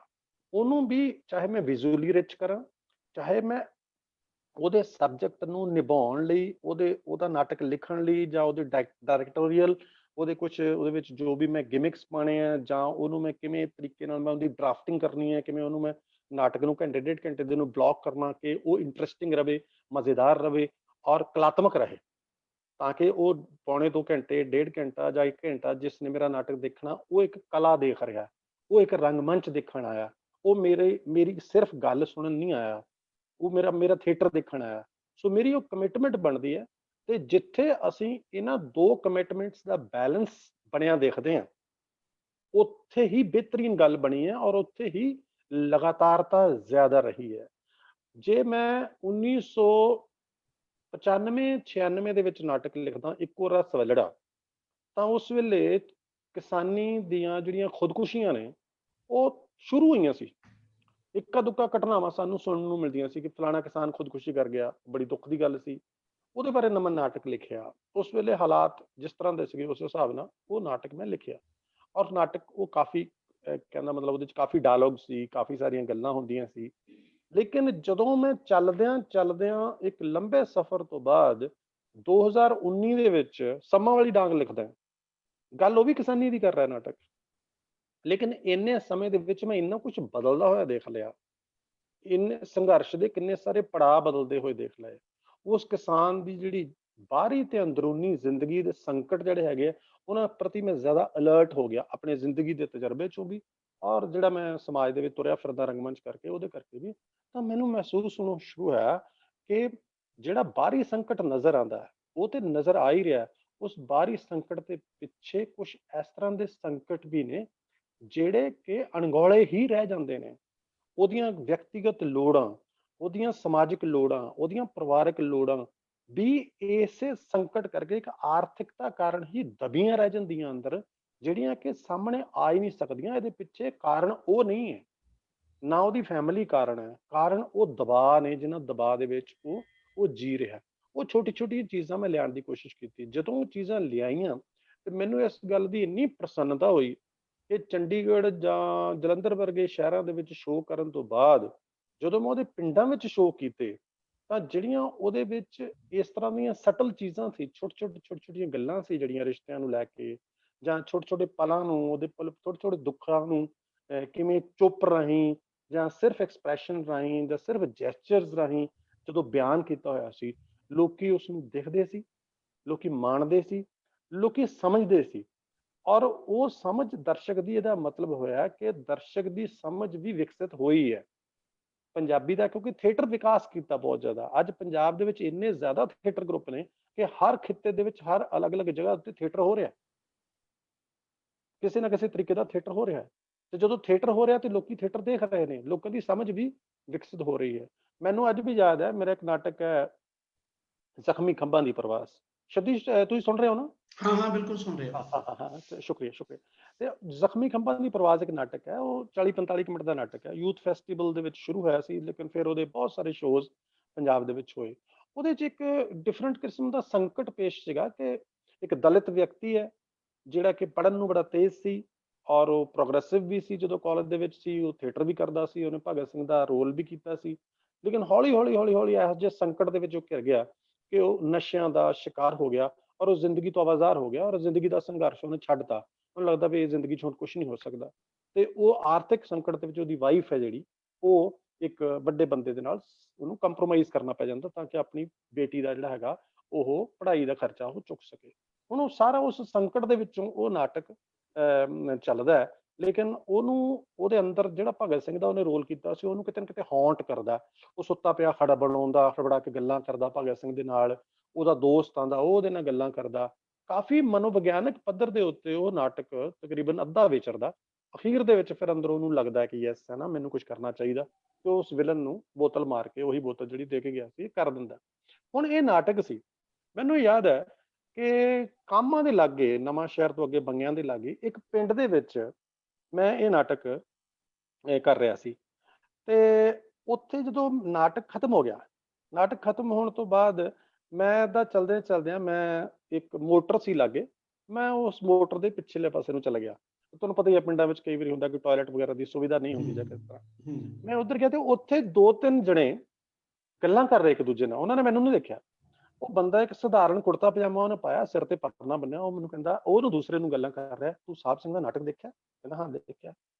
ਕਹਿੰਦਾ ਤੂੰ ਦੇਖਿਆ ਉਹਨੇ ਕਿਸ ਤਰ੍ਹਾਂ ਮਨੋਵਿਗਿਆਨਕ ਪੱਧਰ ਦੇ ਉੱਤੇ ਉਹ ਕਿਰਦਾਰ ਦੀ ਹੜਬੜਾਹਟ ਪੇਸ਼ ਕੀਤੀ, ਉਹ ਕਿਰਦਾਰ ਕਿਵੇਂ ਹੜਬੜਾਉਂਦਾ ਹੈ, ਉਹਦੇ ਅੰਦਰ ਕਿਵੇਂ ਸੁਪਨੇ ਜਾਗਦੇ ਆ, ਕਿਵੇਂ ਸੁਪਨਿਆਂ ਨੂੰ ਉਹ ਫਿਰ ਦਬਾਉਣ ਦੀ ਕੋਸ਼ਿਸ਼ ਕਰਦਾ, ਸੁਪਨੇ ਫਿਰ ਜਾਗਦੇ ਆ। ਮੈਂ ਇੰਨਾ ਇੰਪ੍ਰੈਸ ਹੋਇਆ, ਮੈਂ ਕੰਧ ਦੇ ਲਾਗੇ ਖੜਾ ਹੋ ਗਿਆ ਕਿ ਮੈਂ ਇਹਨਾਂ ਦੀ ਗੱਲ ਨੂੰ ਡਿਸਟਰਬ ਨਾ ਕਰਾਂ, ਮੈਨੂੰ ਇਹ ਦੇਖ ਕੇ ਗੱਲ ਨੂੰ ਕਿਸੇ ਹੋਰ ਪਾਸੇ ਨਾ ਲੈ ਜਾਣ ਕਿ ਇੱਕ ਪਿੰਡ ਦਾ ਸਧਾਰਨ ਵਿਅਕਤੀ ਜਿਹਨੇ ਕੁੜਤਾ ਪਜਾਮਾ ਪਾਇਆ ਹੋਇਆ, ਸਿਰ ਤੇ ਪਰਨਾ ਬੰਨਿਆ, ਬਿਲਕੁਲ ਸਧਾਰਨ ਬੰਦੇ ਉਹਦੇ ਕੋਲ ਖੜੇ ਆ, ਉਹ ਨਾਟਕ ਦੇ ਮਨੋਵਿਗਿਆਨਕ ਪੱਖ ਦਾ ਵਿਸ਼ਲੇਸ਼ਣ ਕਰ ਰਹੇ ਨੇ ਇੱਕ ਪਿੰਡ ਦੀ ਮੋਟਰ ਦੇ ਉੱਤੇ ਖੜੇ ਹੋ ਕੇ। ਸੋ ਮੈਨੂੰ ਲੱਗਾ ਕਿ ਸਾਡਾ ਫਰਜ਼ ਬਣਦਾ ਹੈ ਕਿ ਅਸੀਂ ਦਰਸ਼ਕ ਨੂੰ ਬਿਹਤਰ ਤਰੀਕੇ ਨਾਲ ਸਮਝਣ ਵਾਲੇ ਪਾਸੇ ਨੂੰ ਤੁਰ ਪਈਏ। ਅਸੀਂ ਇਹ ਨਾ ਸਮਝੀਏ ਕਿ ਦਰਸ਼ਕ ਨੂੰ ਇੰਨੀ ਗੱਲ ਸਮਝ ਆਣੀ, ਇੰਨੀ ਨਹੀਂ ਆਣੀ। ਜੇ ਇੰਨੀ ਸਮਝਾਉਣ ਦੀ ਕੋਸ਼ਿਸ਼ ਕਰਾਂਗੇ ਤਾਂ ਉਹਨੂੰ ਇੰਨੀ ਵੀ ਸਮਝ ਆ ਜਾਏਗੀ, ਫਿਰ ਉਹ ਇੰਨੀ ਲਈ ਵੀ ਤਿਆਰ ਹੋ ਜਾਏਗਾ। ਤੇ ਅਸੀਂ ਹੋਰ ਚਾਹੁੰਦੇ ਕੀ ਹਾਂ? ਅਸੀਂ ਇਹੀ ਤਾਂ ਚਾਹੁੰਦੇ ਹਾਂ ਨਾ ਕਿ ਥੋੜੀ ਜਿਹੀਆਂ ਅੱਡੀਆਂ ਉਹ ਚੁੱਕੇ, ਥੋੜਾ 1 ਇੰਚ ਉੱਪਰ 1 ਇੰਚ ਉੱਪਰ ਉੱਠੇ, ਤੇ ਉਹਨੂੰ ਜਿਹੜੀਆਂ ਚੀਜ਼ਾਂ ਨਹੀਂ ਉਹਨੂੰ ਸਮਝ ਆਉਣ ਦਿੱਤੀਆਂ ਜਾ ਰਹੀਆਂ, ਉਹ ਚੀਜ਼ਾਂ ਇੱਕ ਦਿਨ ਉਹਨੂੰ ਸਮਝ ਆਉਣ। ਤੇ ਜੇ ਅਸੀਂ ਉਹਦਾ ਸਮਝ ਉੱਥੇ ਹੀ ਰੱਖਾਂਗੇ ਜਿੰਨੀ ਗੱਲ ਉਹਨੂੰ ਸਮਝ ਆਉਂਦੀ ਹੈ, ਤੇ ਫਿਰ ਇਹ ਸਾਡੀ ਕਮਿਟਮੈਂਟ ਨਹੀਂ ਹੈ, ਫਿਰ ਇਹ ਸਾਡੀ ਚਲਾਕੀ ਹੋਏਗੀ। ਦਰਅਸਲ ਸਾਹਿਬ ਸਿੰਘ, ਮੈਂ ਜਿਹੜਾ ਸਵਾਲ ਕੀਤਾ ਸੀ ਬਦਲਦੇ ਹੋਏ ਦਰਸ਼ਕ ਦੇ ਹਵਾਲੇ ਨਾਲ, ਮੇਰਾ ਮਕਸਦ ਇਹੀ ਸੀ ਕਿ ਅਸੀਂ ਦਰਸ਼ਕ ਬਾਰੇ ਠੀਕ ਸ਼ਾਇਦ ਜੱਜ ਨਹੀਂ ਕਰ ਰਹੇ। ਅਸੀਂ ਦਰਸ਼ਕ ਨੂੰ ਬਹੁਤ ਹੇਠਾਂ ਰੱਖ ਕੇ ਦੇਖਦੇ ਹਾਂ। ਇਸ ਤੋਂ ਪਹਿਲਾਂ ਕਿ ਮੈਂ ਇਸ ਸਵਾਲ ਦੇ ਅਗਲੇ ਹਿੱਸੇ ਵੱਲ ਜਾਵਾਂ, ਮੈਂ ਤੁਹਾਨੂੰ ਇਹ ਗੱਲ ਜ਼ਰੂਰ ਕਹਿ ਦੇਣੀ ਚਾਹੁੰਦਾ ਕਿ ਸਾਡੇ ਨਾਲ ਕੇਵਲ ਧਾਲੀਵਾਲ ਜੀ ਵੀ ਬਣੇ ਹੋਏ ਨੇ, ਸਨੀ ਗਿੱਲ ਜੀ ਵੀ ਸਾਨੂੰ ਦੇਖ ਰਹੇ ਨੇ, ਇੰਦਰਜੀਤ ਕੌਰ ਗੋਲਡੀ ਸਾਨੂੰ ਦੇਖ ਰਹੇ ਨੇ, ਭੁਪਿੰਦਰ ਕੌਰ ਮੈਡਮ ਸਾਨੂੰ ਦੇਖ ਰਹੇ ਨੇ, ਬਲਜੀਤ ਸਿੰਘ ਮੋਗਾ ਸਾਨੂੰ ਦੇਖ ਰਹੇ ਨੇ, ਸਾਡੀਆਂ ਗੱਲਾਂ ਸੁਣ ਰਹੇ ਨੇ, ਕੁਝ ਕਮੈਂਟ ਵੀ ਕਰ ਰਹੇ ਨੇ। ਇਹ ਜਿਹੜੇ ਸਾਰੇ ਮੈਂ ਸ਼ਾਇਦ ਇੱਕਦਮ ਨਹੀਂ ਵੀ ਪੜ੍ਹ ਸਕਿਆ। ਪਵੇਲ ਸੰਧੂ ਸਾਨੂੰ ਦੇਖ ਰਹੇ ਨੇ, ਉਹਨਾਂ ਨੇ ਵੀ ਕਮੈਂਟ ਕੀਤਾ ਕਿ ਆਪਣੇ ਜੀਵਨ ਦਾ ਅੱਧਾ ਹਿੱਸਾ ਤੁਸੀਂ ਕਮਿਟਮੈਂਟ ਦੇ ਲੇਖੇ ਲਾਇਆ, ਪਵੇਲ ਜੀ ਕਹਿ ਰਹੇ ਨੇ। ਮੈਂ ਇਹ ਸਵਾਲ ਤੁਹਾਨੂੰ ਇਸ ਕਰਕੇ ਵੀ ਕੀਤਾ ਸੀ ਕਿ ਜਦੋਂ ਅਸੀਂ ਔਖੇ ਤੋਂ ਔਖਾ ਪਲੇ ਵੀ ਦਰਸ਼ਕ ਦੇ ਸਾਹਮਣੇ ਰੱਖਦੇ ਹਾਂ, ਜਿਹੜੇ ਪਲੇ ਬਾਰੇ ਅਸੀਂ ਬਹੁਤ ਜ਼ਿਆਦਾ ਖੁਦ ਵੀ ਕਈ ਵਾਰੀ ਫਿਕਰਮੰਦ ਹੁੰਦੇ ਹਾਂ। ਜਦੋਂ ਅਸੀਂ ਚਿੜੀ ਦੀ ਅੰਬਰ ਵੱਲ ਉਡਾਨ ਕਰਨ ਜਾਂਦੇ ਹਾਂ ਤਾਂ ਸਾਨੂੰ ਸਾਡੇ ਪ੍ਰਬੰਧਕ ਕਹਿੰਦੇ ਨੇ, ਨਾ ਜੀ ਨਾ, ਇਹ ਰਹਿਣ ਦਿਓ, ਇਹ ਸਾਡੇ ਦਰਸ਼ਕਾਂ ਦੇ ਕਿੱਥੇ ਪੱਲੇ ਪੈਣਾ ਹੈ। ਪਰ ਜਦੋਂ ਅਸੀਂ ਕਰਦੇ ਹਾਂ ਤਾਂ ਲੋਕੀ ਆ ਕੇ ਪਿੱਛੇ ਕਹਿੰਦੇ ਨੇ ਕਿ ਇਹੋ ਜਿਹੇ ਨਾਟਕ ਜ਼ਰੂਰ ਕਰਿਆ ਕਰੋ। ਤੁਹਾਡਾ ਵੀ ਕਈ ਤਰ੍ਹਾਂ ਦਾ ਅਨੁਭਵ ਰਿਹਾ ਹੋਏਗਾ। ਸਵਾਲ ਇਹ ਪੈਦਾ ਹੁੰਦਾ ਕਿ ਜਦੋਂ ਸਾਡਾ ਦਰਸ਼ਕ ਸਮਝ ਸਕਦਾ, ਤੇ ਕਈ ਵਾਰ ਸਾਡੇ ਪ੍ਰਬੰਧਕਾਂ ਨੂੰ ਕਿਉਂ ਲੱਗਦਾ ਕਿ ਇਹ ਨਾਟਕ ਸਾਡੇ ਦਰਸ਼ਕਾਂ ਲਈ ਨਹੀਂ ਹੈ, ਕਿ ਉਹ ਆਪਣੇ ਦਰਸ਼ਕਾਂ ਬਾਰੇ ਇੰਨਾ ਵੀ ਚੇਤਨ ਨਹੀਂ ਹੋ ਸਕੇ ਜਿੰਨਾ ਖੁਦ ਦਰਸ਼ਕ ਹੋ ਚੁੱਕਿਆ ਹੈ। ਤੁਹਾਨੂੰ ਵੀ ਇਹ ਸਮੱਸਿਆਵਾਂ ਕਦੇ ਨਾ ਕਦੇ ਜ਼ਰੂਰ ਆਈਆਂ ਹੋਣਗੀਆਂ, ਹਾਲਾਂਕਿ ਹੁਣ ਇਹ ਸਮੱਸਿਆ ਕਾਫੀ ਹੱਦ ਤੱਕ ਘਟ ਗਈ ਹੈ। ਇਹ ਕਦੇ ਨਾ ਕਦੇ ਜੇ ਸਮੱਸਿਆ ਸਾਹਮਣੇ ਆਈ ਹੋਵੇ। ਹਾਂ, ਅਸਲ ਦੇ ਵਿੱਚ ਪ੍ਰਬੰਧਕ ਵਾਲੀ ਸਮੱਸਿਆ ਵੀ ਦਿਨੋਂ ਦਿਨ ਘਟ ਰਹੀ ਹੈ ਹੁਣ, ਕਿ ਪ੍ਰਬੰਧਕ ਵੀ ਅਲਰਟ ਹੋ ਗਿਆ, ਉਹਨੂੰ 2 ਚੀਜ਼ਾਂ ਦੀ ਸਮਝ ਆਈ ਹੈ, 2 ਚੀਜ਼ਾਂ ਦੀ ਇਹਨੂੰ ਸਮਝ ਆਈ ਹੈ ਪ੍ਰਬੰਧਕ ਨੂੰ ਵੀ, ਜਿਵੇਂ ਸਾਨੂੰ ਵੀ ਬਹੁਤ ਸਾਰੀ ਚੀਜ਼ਾਂ ਦੀ ਹੌਲੀ ਹੌਲੀ ਦਰਸ਼ਕ ਬਾਰੇ ਸਮਝ ਆਈ ਹੈ, ਉਹਨੂੰ ਵੀ ਇਹ ਸਮਝ ਆਈ ਹੈ ਕਿ ਜਿਹੜਾ ਪ੍ਰਬੰਧਕ ਹੈ ਪੰਜਾਬੀ ਥੀਏਟਰ ਦਾ, ਜ਼ਿਆਦਾਤਰ ਜਿਹੜਾ ਪਿੰਡਾਂ ਵਾਲਾ ਪ੍ਰਬੰਧਕ ਹੈ, ਸ਼ਹਿਰ ਵਾਲਾ ਪ੍ਰਬੰਧਕ ਕੁਛ ਹੋਰ ਤਰ੍ਹਾਂ ਦਾ। ਸ਼ਹਿਰਾਂ 'ਚ ਬਹੁਤਾ ਕਰਕੇ ਅਸੀਂ ਖੁਦ ਹੀ ਪ੍ਰਬੰਧਕ ਹੁੰਦੇ ਹਾਂ, ਆਪਣਾ ਸ਼ੋਅ ਖੁਦ ਹੀ ਅਰੇਂਜ ਕਰ ਰਹੇ ਹੁੰਦੇ, ਜਾਂ ਸਾਡਾ ਸ਼ੋਅ ਕੋਈ ਨਾ ਕੋਈ ਥੀਏਟਰ ਵਾਲਾ ਅਰੇਂਜ ਕਰ ਰਿਹਾ ਹੁੰਦਾ, ਕਿ ਜੇ ਮੈਂ ਅੰਮ੍ਰਿਤਸਰ ਜਾ ਕੇ ਸ਼ੋਅ ਕਰੂੰਗਾ ਤਾਂ ਨੈਚੁਰਲੀ ਉੱਥੇ ਜਾਂ ਬਰਾੜ ਸਾਹਿਬ ਅਰੇਂਜ ਕਰ ਰਹੇ ਹੋਣਗੇ, ਜਾਂ ਕੇਵਲ ਧਾਲੀਵਾਲ, ਜਾਂ ਜਲੰਧਰ ਵੀ ਕੋਈ ਹੋਰ ਥੀਏਟਰ ਵਾਲੇ ਕਰ ਰਹੇ ਹੋਣਗੇ, ਇੱਥੇ ਅਸੀਂ ਕਰ ਰਹੇ ਹੋਵਾਂਗੇ। ਲੇਕਿਨ ਜਿਹੜਾ ਪਿੰਡਾਂ ਜਾਂ ਕਸਬਿਆਂ ਦੇ ਵਿੱਚ ਜਿਹੜਾ ਪ੍ਰਬੰਧਕ ਬੈਠਾ ਹੈ, ਜਾਂ ਪ੍ਰੋਗਰੈਸਿਵ ਪ੍ਰਬੰਧਕ ਜਿਹੜਾ ਬੈਠਾ ਹੈ, ਉਹਨੂੰ ਵੀ ਹੌਲੀ ਹੌਲੀ ਇਸ ਗੱਲ ਦੀ ਸਮਝ ਆਈ ਹੈ ਕਿ ਜਿਹੜਾ ਦਰਸ਼ਕ ਹੈ ਉਹ ਥੀਏਟਰ ਨੂੰ ਕਿਸੇ ਹੋਰ ਤਰੀਕੇ ਨਾਲ ਰਿਸੀਵ ਕਰਦਾ। ਉਹਨਾਂ ਦੀ ਜਿਹੜੀ ਅਪਰੋਚ ਪੋਲੀਟੀਕਲ ਜਾਂ ਬਾਕੀ ਦੀ ਜਿਹੜੀ ਅਪਰੋਚ ਹੈ, ਉਹਨੂੰ ਕਿਸੇ ਹੋਰ ਤਰੀਕੇ ਨਾਲ ਰਿਸੀਵ ਕਰਦਾ। ਇਹ ਗੱਲ ਸਮਝਣੀ ਉਹਨਾਂ ਲਈ ਸੌਖੀ ਨਹੀਂ ਸੀ, ਔਖੀ ਸੀ। ਬਿਲਕੁਲ ਔਖੀ ਸੀ। ਉਹਨਾਂ ਲਈ ਸੌਖੀ ਨਹੀਂ ਸੀ। ਉਹਨਾਂ ਲਈ ਇਹ ਬੜਾ ਮੁਸ਼ਕਿਲ ਸਵਾਲ ਹੈਗਾ, ਫਿਲਹਾਲ ਵੀ ਹੈਗਾ ਉਹਨਾਂ ਪ੍ਰਤੀ। ਸਾਹਿਬ ਸਿੰਘ, ਮੈਂ ਇਹਦੇ ਲਈ ਇੱਕ ਨਾ ਦਰਸ਼ਕ ਮਿਸਾਲ ਤੁਹਾਡੇ ਨਾਲ ਸਾਹਮਣੇ ਕਰਨੀ ਚਾਹਾਂਗਾ, ਤੁਹਾਨੂੰ 1 ਮਿੰਟ ਲਈ ਰੋਕ ਕੇ ਇੱਕ ਮਿਸਾਲ ਤੁਹਾਡੇ ਨਾਲ ਸਾਹਮਣੇ ਕਰਨੀ ਚਾਹਾਂਗਾ। ਉਹਦਾ ਸੰਬੰਧ ਤੁਹਾਡੇ ਨਾਲ ਵੀ ਕਿਸੇ ਨਾ ਕਿਸੇ ਹੱਦ ਤੱਕ ਜੁੜਿਆ ਹੋਇਆ। ਇੱਕ ਨਾਟਕ ਗੁਰਸ਼ਰਨ ਭਾਜੀ ਨੇ ਕੀਤਾ ਸੀ, ਗੁਲਾਬੀ ਪੱਗ। ਉਹਦੇ ਬਹੁਤ ਥੋੜੇ ਸ਼ੋਅ ਹੋ ਸਕੇ। ਜਿਹੜਾ ਦਰਸ਼ਕ ਹੈ ਉਹ ਤਾਂ ਇਹੀ ਕਨਸੀਵ ਕਰ ਰਿਹਾ ਕਿ ਦਵੱਲਾ ਜ਼ੁਲਮ ਹੋ ਰਿਹਾ ਹੈ ਸਾਡੇ ਉੱਤੇ, ਪਰ ਸਾਡੇ ਪ੍ਰਬੰਧਕਾਂ ਨੂੰ ਲੱਗਦਾ ਸੀ ਸ਼ਾਇਦ ਇਹ ਨਾਟਕ ਅਸੀਂ ਪ੍ਰੋ ਟੈਰਿਸਟ ਖੇਡ ਦਿੱਤਾ, ਔਰ ਬਹੁਤ ਘੱਟ ਸ਼ੋਅ ਭਾਜੀ ਨੂੰ ਬਹੁਤ ਛੇਤੀ ਇਹ ਇੱਕ ਤਰ੍ਹਾਂ ਨਾਲ ਪਲੇ ਵਾਪਸ ਹੀ ਲੈਣਾ ਪੈ ਗਿਆ ਸੀ, ਇਹਦੇ ਸ਼ੋਅ ਬੰਦ ਹੀ ਕਰਨੇ ਪੈ ਗਏ ਸੀ। ਮੇਰਾ ਖਿਆਲ ਜੇ ਅੱਜ ਉਹੀ ਸ਼ੋਅ ਹੋਵੇ ਤਾਂ ਸ਼ਾਇਦ ਉਹੀ ਪ੍ਰਬੰਧਕ ਇਸ ਤਰੀਕੇ ਨਾਲ ਨਾ ਸੋਚਣ। ਇਸ ਵੇਲੇ ਸਾਡੇ ਨਾਲ ਸੌਰਵ ਸ਼ਰਮਾ ਜੀ ਨੇ, ਹੋਰ ਵੀ ਕਈ ਦਰਸ਼ਕ ਸਾਡੇ ਨਾਲ ਬਣੇ ਹੋਏ ਨੇ, ਕੀਰਤੀ ਕਿਰਪਾਲ ਜੀ ਨੇ, ਹਰਮੀਤ ਸਿੰਘ ਜੀ ਕਹਿ ਰਹੇ ਨੇ ਬਹੁਤ ਅੱਛੀ ਗੱਲਬਾਤ ਚੱਲ ਰਹੀ ਹੈ। ਗੱਲਬਾਤ ਇਹ ਕੰਟੀਨਿਊ ਰਹੇ, ਪਰ ਮੈਂ ਹੁਣ ਥੋੜਾ ਜਿਹਾ ਗੱਲਬਾਤ ਨੂੰ ਰੰਗਮੰਚ ਤੋਂ ਦੂਸਰੀ ਸਾਈਡ ਵੱਲ ਲਿਜਾਣੀ ਚਾਹਾਂਗਾ, ਕਿਉਂਕਿ ਤੁਹਾਡੀ ਕਮਿਟਮੈਂਟ ਦਾ ਸਵਾਲ ਸਿਰਫ ਸਟੇਜ ਦੇ ਉੱਤੇ ਹੀ ਨਹੀਂ, ਤੁਹਾਡੀ ਕਮਿਟਮੈਂਟ ਦਾ ਸਵਾਲ ਤੁਹਾਡੇ ਲੇਖਣ ਦੇ ਵਿੱਚ ਵੀ ਆਉਂਦਾ, ਤੁਹਾਡੀ ਲਿਖਤ ਦਾ ਵੀ ਹਿੱਸਾ ਬਣਦਾ ਹੈ। ਜੇ ਮੈਂ ਯਾਦ ਕਰਾਂ ਜਿਹੜੇ ਨਾਟਕ ਦਾ ਤੁਸੀਂ ਹੁਣੇ ਹਵਾਲਾ ਦਿੱਤਾ, ਜ਼ਖਮੀ ਖੰਭਾਂ ਦੀ ਪ੍ਰਵਾਜ਼, ਤਾਂ ਮੇਰੇ ਵਰਗੇ ਬੰਦੇ ਨੂੰ ਉਹ ਯਾਦ ਰਹਿੰਦਾ ਕਿ ਤੁਸੀਂ ਇੱਕ ਡਾਇਲਾਗ ਉਹਦੇ ਚ ਆਉਂਦਾ ਸੀ ਕਿ ਕੋਈ ਗੱਲ ਨਹੀਂ, ਮੈਂ ਕਦੇ ਭਗਤ ਸਿੰਘ ਦਾ ਰੋਲ ਵੀ ਕੀਤਾ ਸੀ। ਉਹ ਦੱਸਦਾ, ਯਾਦ ਕਰਦਾ, ਫਿਰ ਉਹਦਾ ਕਰੈਕਟਰ ਬਦਲਣਾ ਸ਼ੁਰੂ ਹੁੰਦਾ। ਜੇ ਮੈਂ ਅਦਾਕਾਰ ਹੋਵਾਂ ਤੇ ਮੇਰੀ ਵੀ ਇੱਛਾ ਹੋਵੇ ਕਿ ਮੈਂ ਸੰਮਾਂ ਵਾਲੀ ਡਾਂਗ ਵਰਗਾ ਲੰਬਾ ਪੌਜ਼ ਲੈ ਸਕਾਂ, ਮੈਂ ਨਹੀਂ ਲੈ ਸਕਾਂਗਾ ਕਿਉਂਕਿ ਮੈਂ ਅਦਾਕਾਰ ਨਹੀਂ, ਸ਼ਾਇਦ ਮੈਨੂੰ ਲੋੜ ਵੀ ਨਹੀਂ ਪਵੇਗੀ। ਪਰ ਮੇਰੇ ਸਟੂਡੈਂਟਸ ਨੇ ਪਹਿਲਾ ਸ਼ੋਅ ਦੇਖਿਆ ਜਦੋਂ ਚੰਡੀਗੜ੍ਹ 'ਚ ਸੁਚੇਤਕ ਸਕੂਲ ਆਫ ਐਕਟਿੰਗ ਦਿਆਂ ਨੇ, ਤਾਂ ਮੈਨੂੰ ਕਹਿੰਦੇ ਸਰ ਇਹ ਇੰਨਾ ਲੰਬਾ ਪੌਜ਼। ਮੈਂ ਕਿਹਾ ਹਾਲੇ ਨਹੀਂ ਤੁਹਾਨੂੰ ਸਮਝ ਆਉਣਾ, ਇਹਦੇ ਲਈ ਸਾਹਿਬ ਸਿੰਘ ਨੂੰ ਵੀ ਪੁੱਛੋ ਕਿੰਨਾ ਸਮਾਂ ਲੱਗਦਾ ਹੈ। ਇਹ ਇੰਨੇ ਆਸਾਨ ਨਹੀਂ ਹੁੰਦੇ ਏਡੇ ਲੰਮੇ ਪੌਜ਼। ਪਰ ਮੈਂ ਤੁਹਾਡੀ ਨਾਲ ਗੱਲ ਕਰਨੀ ਚਾਹੁੰਦਾ, ਤੁਸੀਂ ਪਹਿਲਾ ਨਾਟਕ ਇੱਕੋ ਰਾਹ ਸਵੱਲੜਾ ਲਿਖਿਆ, ਤੇ ਮੈਂ ਯਾਦ ਕਰ ਰਿਹਾ ਉਹਨਾਂ ਦਿਨਾਂ ਨੂੰ ਜਦੋਂ ਤੁਸੀਂ ਇੱਕ ਛੋਟੀ ਜਿਹੀ ਕਹਾਣੀ ਕੇਰੂ 10 ਨੰਬਰੀਆ ਤੇ ਇੱਕ ਨਾਟਕ ਲਿਖਿਆ ਸੀ, ਪਰਿੰਦੇ ਜਾਣ ਹੁਣ ਕਿੱਥੇ। ਔਰ ਪਰਿੰਦੇ ਜਾਣ ਹੁਣ ਕਿੱਥੇ ਨੂੰ ਮੈਨੂੰ ਇਹ ਵੀ ਯਾਦ ਹੈ ਕਿ ਮੈਂ ਦੇਸ਼ ਸੇਵਕ ਦੇ ਵਿੱਚ 5 ਜਾਂ 7 ਕਿਸ਼ਤਾਂ ਦੇ ਵਿੱਚ ਛਾਪਿਆ ਸੀ। ਪਰ ਇਸ ਗੱਲ ਨਾਲ ਨਹੀਂ ਮੈਂ ਜੋੜ ਕੇ ਸਵਾਲ ਪੁੱਛ ਰਿਹਾ, ਮੈਂ ਤੁਹਾਨੂੰ ਸਵਾਲ ਇਹ ਪੁੱਛ ਰਿਹਾ ਕਿ ਉਹਦੇ 'ਚ ਇੱਕ ਬੰਦਾ ਜਿਹੜਾ ਲਗਭਗ ਝੱਲਾ ਹੋਇਆ ਬੈਠਾ ਸੀ ਹਾਲਾਤ ਨੂੰ ਦੇਖ ਕੇ, ਉਸ ਕਿਸਮ ਦਾ ਕਰੈਕਟਰ ਤੁਸੀਂ ਆਪਣੇ ਨਾਟਕ ਲਈ ਕਿੱਥੋਂ ਲੱਭ ਕੇ ਲਿਆਂਦਾ ਸੀ? ਕਿਉਂਕਿ ਬੇਸ਼ੱਕ ਸਮਾਜ 'ਚ ਹੀ ਹੁੰਦੇ ਨੇ ਕਰੈਕਟਰ, ਪਰ ਤੁਸੀਂ ਉਹ ਨਾਟਕ ਦੇ ਉਸ ਕਰੈਕਟਰ ਨੂੰ ਕਿਵੇਂ ਕਨਸੀਵ ਕੀਤਾ ਸੀ ਤੇ ਉਸ ਰਾਹੀਂ ਤੁਸੀਂ ਕੀ ਕਹਿਣਾ ਚਾਹੁੰਦੇ ਸੀ? ਹਾਂ, ਮੈਂ ਜਦੋਂ ਮੇਰੇ ਨਾ ਬੜਾ ਨਿੱਜੀ ਪੱਧਰ ਦੇ ਉੱਤੇ ਇੱਕ ਘਟਨਾ, ਇੱਕ ਗੱਲਬਾਤ ਨੇ ਮੈਨੂੰ ਇਹ ਨਾਟਕ ਲਿਖਣ ਵਾਲੇ ਪਾਸੇ ਉਕਸਾਇਆ ਸੀ ਇੱਕ ਤਰ੍ਹਾਂ ਨਾਲ। ਚੰਡੀਗੜ੍ਹ ਦੇ ਵਿੱਚ ਡਾਕਟਰ ਨੀਲਮ ਮਾਨ ਸਿੰਘ ਚੌਧਰੀ ਹੋਰਾਂ ਦਾ ਇੱਕ ਰੂਬਰੂ ਚੱਲ ਰਿਹਾ ਸੀ ਤੇ ਮੈਂ ਆਡੀਅנס ਵਿੱਚ ਬੈਠਾ ਸੀ, ਤੇ ਅਸੀਂ ਉਦੋਂ ਬੜੇ ਭਾਸ਼ਾ ਨੂੰ ਲੈ ਕੇ ਬੜੇ ਤਿੱਖੇ ਹੁੰਦੇ ਸੀ। ਅਸੀਂ ਅੱਜ ਵੀ ਅਸੀਂ ਹੁੰਦੇ ਕਿ ਭਾਸ਼ਾ ਸਾਡੀ ਸਹੀ ਉਚਾਰਨ ਹੋਣਾ ਚਾਹੀਦਾ, ਜਾਂ ਭਾਸ਼ਾ ਲਿਖੀ ਸਹੀ ਜਾਣੀ ਚਾਹੀਦੀ, ਉਹਦੇ ਵਿੱਚ ਅੱਧਕ ਟਿੱਪਣੀਆਂ ਗਲਤ ਨਹੀਂ ਹੋਣੀਆਂ ਚਾਹੀਦੀਆਂ। ਪਰ ਇੱਕ ਏਜ ਹੁੰਦੀ ਕਿ ਜਦੋਂ ਤੁਹਾਡੇ ਅੰਦਰ ਨਾ ਉਬਾਲ ਜ਼ਿਆਦਾ ਹੁੰਦਾ, ਤੁਸੀਂ ਉਬਾਲ 'ਚ ਗੱਲ ਕਰਦੇ ਹੋ। ਉਹ ਕਿਤੇ ਇਸ ਤਰ੍ਹਾਂ ਦੀ ਗੱਲ ਕੋਈ ਚੱਲ ਰਹੀ ਸੀ ਤੇ ਮੈਂ ਸਵਾਲ ਇਸ ਤਰ੍ਹਾਂ ਦਾ ਕਰ ਦਿੱਤਾ ਕਿ ਗਲਤ ਪੰਜਾਬੀ ਕਿਉਂ ਬੋਲੀ ਜਾਂਦੀ ਹੈ ਪੰਜਾਬੀ ਨਾਟਕ ਦੇ ਵਿੱਚ, ਪਾਣੀ ਨੂੰ ਪਾਣੀ ਕਿਉਂ ਬੋਲਿਆ ਜਾਂਦਾ ਹੈ, ਪੌਦਾ ਕਿਉਂ ਕਿਹਾ ਜਾਂਦਾ ਹੈ, ਰੁੱਖ ਕਿਉਂ ਨਹੀਂ ਕਹਿ ਸਕਦੇ ਤੁਸੀਂ, ਪੇੜ ਕਿਉਂ ਨਹੀਂ ਕਹਿ ਸਕਦੇ। ਏਦਾਂ ਦੀ ਕੋਈ ਗੱਲਬਾਤ ਹੋਈ ਤੇ ਉਹਨਾਂ ਨੇ ਕੋਈ ਬਹੁਤਾ ਜਵਾਬ ਦਿੱਤਾ, ਕਹਿੰਦੇ ਕੋਈ ਗੱਲ ਨਹੀਂ ਹੈ ਨਾ, ਦੇਖਦੇ ਹਾਂ। ਤੇ ਬਾਅਦ 'ਚ ਪਰ ਮੇਰੇ ਜਿਹੜੇ ਦੋਸਤ ਸੀ 2-3, ਉਹਨਾਂ ਨੇ ਮੈਨੂੰ ਕਿਹਾ ਕਿ ਸਾਹਿਬ ਤੂੰ ਬੜਾ ਪਿਆਰਾ ਜਿਹਾ ਸਵੀਟ ਜਿਹਾ ਮੁੰਡਾ ਹੈ, ਤੂੰ ਗੁੱਸਾ ਨਾ ਕਰਿਆ ਕਰ, ਗੁੱਸਾ ਨਾ ਤੈਨੂੰ ਠੀਕ ਨਹੀਂ ਲੱਗਦਾ, ਗੁੱਸਾ ਨਹੀਂ ਕਰਨਾ ਚਾਹੀਦਾ।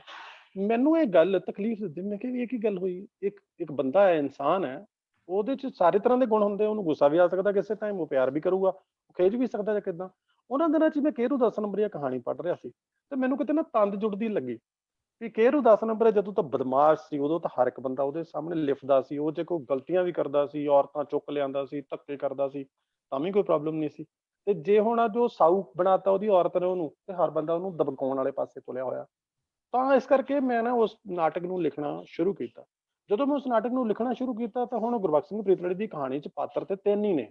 ਸਾਰੇ, ਕੇਰੂ ਇਨੈਤੀ ਤੇ ਉਹਨਾਂ ਦਾ ਬੇਟਾ ਤੇ ਇੱਕ ਆਪ ਪ੍ਰਿੰਸ ਸਾਹਿਬ ਤੇ ਬਿਲਕੁਲ ਮੈਂ ਗਿਆ ਉੱਥੇ, ਹੈ ਨਾ, ਇਸ ਤਰ੍ਹਾਂ ਦੀ ਗੱਲ ਸੀ। ਹਾਂ ਤੇ ਮੈਂ ਮੈਨੂੰ ਸੀਗਾ ਕਿ ਜਦੋਂ ਇੰਨਾ ਕੁਝ ਵਾਪਰਿਆ ਹੋਏਗਾ, ਜਦੋਂ ਕੇਰੂ ਉਹਨੂੰ ਲੈ ਕੇ ਆਇਆ ਹੋਏਗਾ, ਇੰਨਾ ਕੁਝ ਵਾਪਰਿਆ ਹੋਏਗਾ, ਤਾਂ ਜਿਹੜਾ ਮੁਆਸ਼ਰਾ ਹੋਏਗਾ, ਮੁਆਸ਼ਰੇ ਦਾ ਵੀ ਤਾਂ ਕੋਈ ਰਿਐਕਸ਼ਨ ਰਿਹਾ ਹੋਊਗਾ ਨਾ। ਸੋ ਬਿਲਕੁਲ ਬਿਲਕੁਲ ਮੈਨੂੰ ਲੱਗਾ ਕਿ ਮੈਨੂੰ ਉਹ ਮੁਆਸ਼ਰਾ ਸਿਰਜਣਾ ਚਾਹੀਦਾ ਆਲੇ ਦੁਆਲੇ, ਫਿਰ ਮੇਰਾ ਨਾਟਕ ਜਿਹੜਾ ਨਾ ਉਹ ਗਹਿ ਚ ਨਾਟਕ ਬਣੂਗਾ। ਮੈਂ ਇਹਨਾਂ ਤਿੰਨਾਂ ਦੇ ਨਾਲ ਕਹਾਣੀ ਤਾਂ ਬਣ ਸਕਦੀ, ਨਾਟਕ ਨਹੀਂ ਬਣ ਸਕਦਾ। ਉੱਥੇ ਫਿਰ ਮੈਨੂੰ ਆਪਣਾ ਪਿੰਡ ਕੰਮ ਆਇਆ। ਉਹਦੇ ਵਿੱਚ ਜਿੰਨੇ ਕੈਰੈਕਟਰ, ਉਹ ਸਾਰੇ ਮੇਰੇ ਪਿੰਡ ਦੇ ਕੈਰੈਕਟਰ ਨੇ, ਚਾਹੇ ਉਹਦੇ ਵਿੱਚ ਉਹ ਤਰਖਾਣ ਹੈ, ਚਾਹੇ ਉਹਦੇ ਵਿੱਚ ਉਹ ਝੂਰ ਦਾ ਪਾਤਰ ਹੈ, ਚਾਹੇ ਉਹ ਜਿਹੜਾ ਮਲੂਕ ਸਿੰਘ ਜੱਟ ਪਾਤਰ ਜਿਹੜਾ ਅੜਬ ਕਿਸਮ ਦਾ ਦਿਖਾਇਆ ਹੈ, ਜਾਂ ਜਿਹੜਾ ਹੋਰ ਜਿਹੜਾ ਕੋਈ ਹੈਗਾ, ਉਹ ਸਾਰੇ ਮੇਰੇ ਪਿੰਡ ਦੇ ਪਾਤਰ ਨੇ ਜਿਹੜੇ ਮੈਂ ਦੇਖੇ ਹੋਏ। ਕਈਆਂ ਦੇ ਤਾਂ ਨਾਮ ਵੀ ਲਗਭਗ ਮੈਂ ਸੇਮ ਹੀ ਰੱਖੇ ਹੋਏ ਸੀ। ਇਸੇ ਤਰ੍ਹਾਂ ਮੇਰੇ ਪਿੰਡ ਦੇ ਵਿੱਚ ਦੋ ਪਾਗਲ ਬੰਦੇ ਸੀਗੇ ਜਿਨ੍ਹਾਂ ਨੂੰ ਮੈਂ ਬਚਪਨ ਤੋਂ ਦੇਖਦਾ ਆ ਰਿਹਾ ਸੀਗਾ। ਉਹਨਾਂ ਦੇ ਵਿੱਚੋਂ ਇੱਕ ਕਾਫੀ ਸਿਆਣੀ ਉਮਰ ਦਾ ਸੀ ਔਰ ਉਹ ਪੂਰੀ ਤਰ੍ਹਾਂ ਪਾਗਲ ਨਹੀਂ ਸੀ, ਪਰ ਉਹਦੀਆਂ ਨਾ ਸਟੇਟਮੈਂਟਸ ਬੜੀਆਂ ਕਮਾਲ ਹੁੰਦੀਆਂ ਸੀ। ਉਹਨੇ ਕਿਸੇ ਵੀ ਭਰੇ ਹੋਏ ਫੰਕਸ਼ਨ ਦੇ ਵਿੱਚ ਆਉਣਾ, ਜਦੋਂ ਪੂਰਾ ਫੰਕਸ਼ਨ ਭਰਿਆ ਹੋਇਆ ਹੋਣਾ, ਉਹਨੇ ਆਉਣਾ, ਚਾਹੇ ਕੋਈ ਧਾਰਮਿਕ ਸਮਾਗਮ ਕਿਸੇ ਦੇ ਘਰੇ ਚੱਲ ਰਿਹਾ ਜਾਂ ਕਿਤੇ ਵੀ ਜਾ, ਉਹਨੇ ਆਉਣਾ, ਉਹਨੇ ਆ ਕੇ ਇਸ ਤਰ੍ਹਾਂ ਗੇੜਾ ਮਾਰਨਾ, ਗੇੜਾ ਮਾਰ ਕੇ ਜਦੋਂ ਪਿੱਠ ਕਰਨੀ ਸਾਰਿਆਂ ਵੱਲ ਨੂੰ, ਤਾਂ ਕੋਈ ਇੱਕ ਲਾਈਨ ਬੋਲਣੀ, ਇੱਕ ਲਾਈਨ ਬੋਲ ਕੇ ਜਿੱਦਾਂ ਸਾਰੇ ਤਬਾਹ ਹੋ ਜਾਣਗੇ, ਸਾਰੇ ਮਰ ਜਾਓਗੇ, ਖਾਈ ਜਾਓ, ਭੁੱਖੇ ਮਰੋਗੇ, ਏਦਾਂ ਦੀ ਕੋਈ ਵੀ ਗੱਲ ਉਹਨੇ ਕਹਿ ਕੇ ਉਹਨੇ ਨਿਕਲ ਜਾਣਾ। ਇਹ ਏਦਾਂ ਦਾ। ਇਸੇ ਤਰ੍ਹਾਂ ਦਾ ਇੱਕ ਪਾਤਰ ਹੋਰ ਸੀ, ਉਹ ਯੰਗ ਸੀਗਾ ਜਾਂ ਕੁਛ। ਸੋ ਉਹ ਉਹਨਾਂ ਦੋਨਾਂ ਦਾ ਮਿਲਗੋਬਾ ਜਿਹਾ ਕਰਕੇ ਤੇ ਮੈਨੂੰ ਲੱਗਾ ਕਿ ਇੱਕ ਉਹ ਪਾਗਲ ਕਰੈਕਟਰ ਜਿਹਦੇ ਦਿਮਾਗ ਦੇ ਵਿੱਚ ਇਹਨਾਂ ਸਾਰੀਆਂ ਸੱਟਾਂ ਦਾ ਅਸਰ ਹੋਇਆ ਤੇ ਭੈਣ ਨੂੰ ਉਹਦੀ ਨੂੰ ਉਧਾਲ ਕੇ ਲੈ ਗਏ ਹੋਏ ਹੈ, ਤੇ ਉਹ ਉਧਾਲੀ ਹੋਈ ਜਿਹੜੀ ਭੈਣ ਹੈ ਉਹਨੂੰ ਵਾਪਸ ਲਿਆਉਣਾ ਚਾਹੁੰਦਾ, ਤੇ ਉਸ ਦਰਦ ਦੇ ਵਿੱਚ ਉਹ ਪਾਗਲ ਹੋਇਆ। ਸੋ ਉਸ ਤਰ੍ਹਾਂ ਕਰਕੇ ਉਹ ਨਾਟਕ ਜਿਹੜਾ ਹੈਗਾ ਉਹ ਬਣਿਆ। ਤੇ ਗੱਲ ਫਿਰ ਉਹ ਉੱਥੇ ਹੀ ਹੈ ਕਿ ਤੁਸੀਂ ਜਦੋਂ ਨਾਟਕ ਤੁਸੀਂ ਲਿਖਦੇ ਹੋ ਤੇ ਤੁਸੀਂ ਕਹਿਣਾ ਕੀ ਚਾਹੁੰਦੇ ਹੋ, ਜਿਹੜੀ ਤੁਹਾਡੀ ਕਮਿਟਮੈਂਟ ਦੀ ਗੱਲ ਕਰਦੇ ਹੋ, ਉੱਥੇ ਹੁੰਦਾ ਮੇਰਾ। ਹਾਲਾਂਕਿ ਕੋਈ ਬਹੁਤ ਵੱਡਾ ਡਿਫਰੈਂਸ ਆਫ ਓਪੀਨੀਅਨ ਨਹੀਂ ਹੋਇਆ, ਲੇਕਿਨ ਤੁਹਾਨੂੰ ਪਤਾ ਹੀ ਹੈ ਕਿ ਮੇਰੇ ਨਾਟਕ ਦਾ ਜਿਹੜਾ ਐਂਡ ਹੈ ਉਹ ਕਹਾਣੀ ਵਾਲਾ ਐਂਡ ਨਹੀਂ ਹੈ। ਹਾਂ ਨਹੀਂ, ਬਿਲਕੁਲ ਨਹੀਂ, ਕਹਾਣੀ ਬਹੁਤ ਛੋਟੀ ਜਿਹੀ ਹੈ। ਹਾਂ, ਕਹਾਣੀ ਦਾ ਜਿਹੜਾ ਐਂਡ ਹੈ ਉਹ ਐਂਡ ਵੀ ਸੁਖਾਂਤਕ ਐਂਡ ਹੈ। ਤੇ ਕਹਾਣੀ ਦੇ ਵਿੱਚ ਐਂਡ ਦੇ ਵਿੱਚ ਉਹ ਔਰਤ ਵਾਪਸ ਆ ਜਾਂਦੀ ਹੈ, ਔਰ ਉਹ ਵਾਪਸ ਆ ਜਾਂਦੀ ਹੈ, ਔਰ ਦੀਪਾ ਵੀ ਵਾਪਸ ਆ ਜਾਂਦਾ, ਬੇਟਾ ਵੀ ਵਾਪਸ ਆ ਜਾਂਦਾ ਹੈ, ਸਾਰਾ ਕੁਝ ਸੁਖਾਂਤਕ ਐਂਡ ਹੁੰਦਾ ਉਹਦੇ ਵਿੱਚ। ਲੇਕਿਨ ਮੈਂ ਉਹਨੂੰ ਸਵਾਲ ਦੇ ਉੱਤੇ ਹੀ ਨਾਟਕ ਨੂੰ ਛੱਡ ਦਿੱਤਾ ਸੀਗਾ ਕਿ ਇਹ ਘਰ ਉੱਜੜ ਗਿਆ, ਔਰ ਉਹ ਪ੍ਰੋਮਿਸ ਲੈਂਦੀ ਹੈ ਕਿ ਹਾਂ ਮੈਂ ਜਦੋਂ ਵਾਪਸ ਆਵਾਂਗੀ ਤੇ ਤੂੰ ਏਦਾਂ ਹੀ ਰਹੀ, ਸਾਊ ਬਣ ਕੇ ਹੀ ਰਹੀ। ਉਹ ਇੱਕ ਪ੍ਰੋਮਿਸ ਲੈ ਕੇ ਮੈਂ ਆਵਾਂਗੀ ਵਾਪਸ। ਨਾਟਕ ਉੱਥੇ ਹੀ ਖਤਮ ਹੋ ਜਾਂਦਾ। ਔਰ ਉੱਥੇ ਡਾਕਟਰ ਜਗਤਾਰ ਦੇ ਬੋਲ ਵੀ ਆਉਂਦੇ ਹੈ ਨਾ, ਤੁਸੀਂ ਤਾਲ ਨੇ ਸਭ ਸਾੜ ਨੇ ਦਿੱਤੇ, ਕਿਸੇ ਦੇ ਦਰ ਕਿਸੇ ਦੇ ਪਰ ਸੜੇ ਨੇ, ਤੁਹਾਨੂੰ ਕੀ ਪਤਾ ਦਿਲ ਹੀਣਿਆਂ ਨੂੰ ਕਿ ਇੱਕ ਘਰ ਚ ਕਿੰਨੇ ਘਰ ਸੜੇ ਨੇ, ਦਰਿੰਦੇ ਜਾਨ ਹੁਣ ਕਿਤੇ, ਹਨਾ। ਉਹ ਸੀਗਾ। ਉਹ ਇਸੇ ਕਰਕੇ ਹੈ ਕਿ ਤੁਸੀਂ ਉਸ ਵਿਸ਼ੇ ਨੂੰ ਦੇ ਕਿਹੜੇ ਐਂਗਲ ਤੇ ਖੜੇ ਹੋ ਕੇ ਗੱਲ ਕਰ ਰਹੇ ਹੋ। ਇੰਪੋਰਟੈਂਟ ਇਹੀ ਹੈ ਕਿ ਤੁਸੀਂ ਉਹਦੇ ਕਿਹੜੇ ਐਂਗਲ ਤੇ ਖੜੇ ਹੋ, ਤੁਸੀਂ ਕਿਸ ਐਂਗਲ ਨੂੰ ਜ਼ਿਆਦਾ ਉਭਾਰਨਾ ਚਾਹੁੰਦੇ ਹੋ। ਮੇਰੇ ਲਈ ਜ਼ਿਆਦਾ ਇੰਪੋਰਟੈਂਟ ਨਹੀਂ ਹੈ ਕਿ ਉਹ ਵਾਪਸ ਆ ਗਈ ਹੋਏਗੀ, ਆ ਜਾਏਗੀ, ਲੇਕਿਨ ਮੇਰੇ ਲਈ ਉਹ ਇੰਪੋਰਟੈਂਟ ਹੈ ਕਿ ਸਾਰੇ ਉਜਾੜੇ ਦੇ ਵਿੱਚ, ਸਾਰੇ ਖਿਲਾਰੇ ਦੇ ਵਿੱਚ, ਉਹ ਬੰਦਾ ਜਿਹਨੂੰ ਇੱਕ ਔਰਤ ਨੇ ਬਦਮਾਸ਼ ਤੋਂ ਸਾਊ ਬਣਾ ਦਿੱਤਾ, ਉਸ ਬੰਦੇ ਦੀ ਮਾਨਸਿਕ ਸਥਿਤੀ ਕਿਹੋ ਜਿਹੀ ਹੈ, ਤੇ ਜਿਹੜੀ ਔਰਤ ਨੇ ਉਹਨੂੰ ਬਦਲ ਦਿੱਤਾ, ਉਹਨੂੰ ਉਜੜਨਾ ਕਿਉਂ ਪੈ ਰਿਹਾ। ਮੇਰੇ ਲਈ ਇਹੀ ਐਂਡ ਸੀ। ਮੈਨੂੰ ਸੀ ਇਸ ਤੋਂ ਬਾਅਦ ਹੋਰ ਕੋਈ ਗੱਲ ਕਰਾਂਗਾ ਤਾਂ ਡਾਇਲਿਊਟ ਹੋ ਜਾਏ। ਬਿਲਕੁਲ, ਅਸਲ ਦੇ ਵਿੱਚ ਹੱਲ ਦੇਣਾ ਹੀ ਹਮੇਸ਼ਾ ਵੱਡੀ ਗੱਲ ਨਹੀਂ ਹੁੰਦਾ।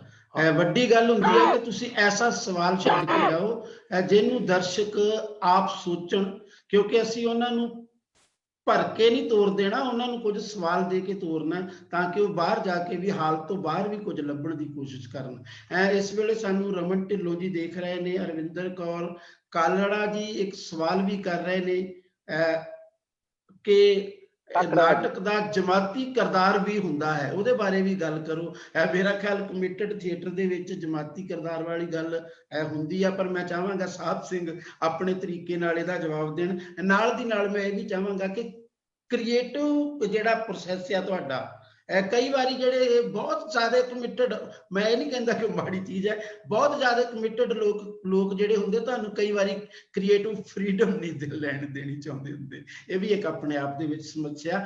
ਮੈਨੂੰ ਯਾਦ ਹੈ ਫੁੱਲਾਂ ਕੱਢੀ ਚਾਦਰ ਦੇ ਉੱਤੇ ਇੱਕ ਵਾਰੀ ਐਵੇਂ ਰੌਲਾ ਵੀ ਪੈ ਗਿਆ ਸੀ। ਹਾਂ, ਬੜੇ ਰੌਲੇ ਪੈਂਦੇ ਨੇ ਇਸ ਤਰ੍ਹਾਂ ਦੇ। ਅਸਲ ਦੇ ਵਿੱਚ ਨਾ ਜਿਹੜੀ ਕਮਿਟਮੈਂਟ ਹੈ, ਮੈਂ ਇਸੇ ਕਰਕੇ ਪਹਿਲਾਂ ਵੀ ਗੱਲ ਕੀਤੀ ਸੀ ਕਿ ਕਮਿਟਮੈਂਟ ਨੂੰ ਕੋਈ ਬਹੁਤ ਇੱਕ ਸਤਹੀ ਸਤਰ ਦੇ ਰੂਪ ਚ ਨਹੀਂ ਸਮਝਣਾ ਚਾਹੀਦਾ। ਇੱਕ ਇਹਨੂੰ ਸਿੱਧੀ ਸਾਦੀ ਲਾਈਨ ਦੇ ਰੂਪ ਚ ਨਹੀਂ ਸਮਝਣਾ ਚਾਹੀਦਾ ਕਮਿਟਮੈਂਟ ਨੂੰ। ਜੇ ਸਿੱਧੀ ਸਾਦੀ ਲਾਈਨ ਦੇ ਰੂਪ ਵਿੱਚ ਸਮਝਾਂਗੇ, ਜਿਹੜਾ ਕਿ ਸਮਝਣ ਦਾ ਅਸੀਂ ਬਹੁਤ ਵਾਰੀ ਖਮਿਆਜ਼ਾ ਵੀ ਭੁਗਤਿਆ, ਉਹਦੇ ਕਰਕੇ ਅਸੀਂ ਕਈ ਸਾਡੇ ਕਲਾਕਾਰ, ਮੈਨੂੰ ਪਤਾ ਪੰਜਾਬ ਦੇ ਲੋਕ ਪੱਖੀ ਹਲਕਿਆਂ ਦੇ ਵਿੱਚ ਕੁਝ ਸਿੰਗਰਸ ਬਹੁਤ ਅੱਛੇ ਜਿਹੜੇ ਸਿੰਗਰ ਸੀਗੇ, ਉਹਨਾਂ ਨੂੰ ਸਾਈਡ ਤੇ ਕਰ ਦਿੱਤਾ ਗਿਆ ਹਲਕੀ ਜਿਹੀ ਇੱਕ ਡਿਫਰੈਂਸ ਆਫ ਓਪੀਨੀਅਨ ਕਰਕੇ, ਜਾਂ ਕੁਝ ਕਲਾਕਾਰ ਜਿਹੜੇ ਹੈਗੇ ਉਹ ਉਪਰਾਮ ਵੀ ਹੋਏ, ਉਹਨਾਂ ਨੇ ਕਿਹਾ ਕਿ ਨਹੀਂ ਛੱਡੋ ਯਾਰ, ਇਹ ਇੱਥੇ ਨਹੀਂ, ਇੱਥੇ ਤਾਂ ਗੜਬੜ ਹੋ ਜਾਣੀ ਜਾਂ ਕੁਝ ਹੈ ਨਾ। ਵੱਡੇ ਵੱਡੇ ਕਲਾਕਾਰ ਵੀ ਏਦਾਂ ਸਾਈਡ ਤੇ ਹੋਏ। ਸੋ ਕਮਿਟਮੈਂਟ ਦਾ ਮਤਲਬ ਸਤਹੀ ਨਹੀਂ ਸਮਝਣਾ ਚਾਹੀਦਾ। ਕਮਿਟਮੈਂਟ ਦੇ ਬਹੁਤ ਆयाम ਨੇ ਔਰ ਕਲਾ ਦੇ ਬਹੁਤ ਆयाम ਨੇ। ਇੱਕ ਕਲਾਕਾਰ ਦਾ ਟੈਂਪਰਾਮੈਂਟ ਡਿਫਰੈਂਟ ਹੁੰਦਾ, ਕਲਾਕਾਰ ਦੀ ਰਗ ਥੋੜੀ ਜਿਹੀ ਟੇਢੀ ਹੁੰਦੀ ਹੈ।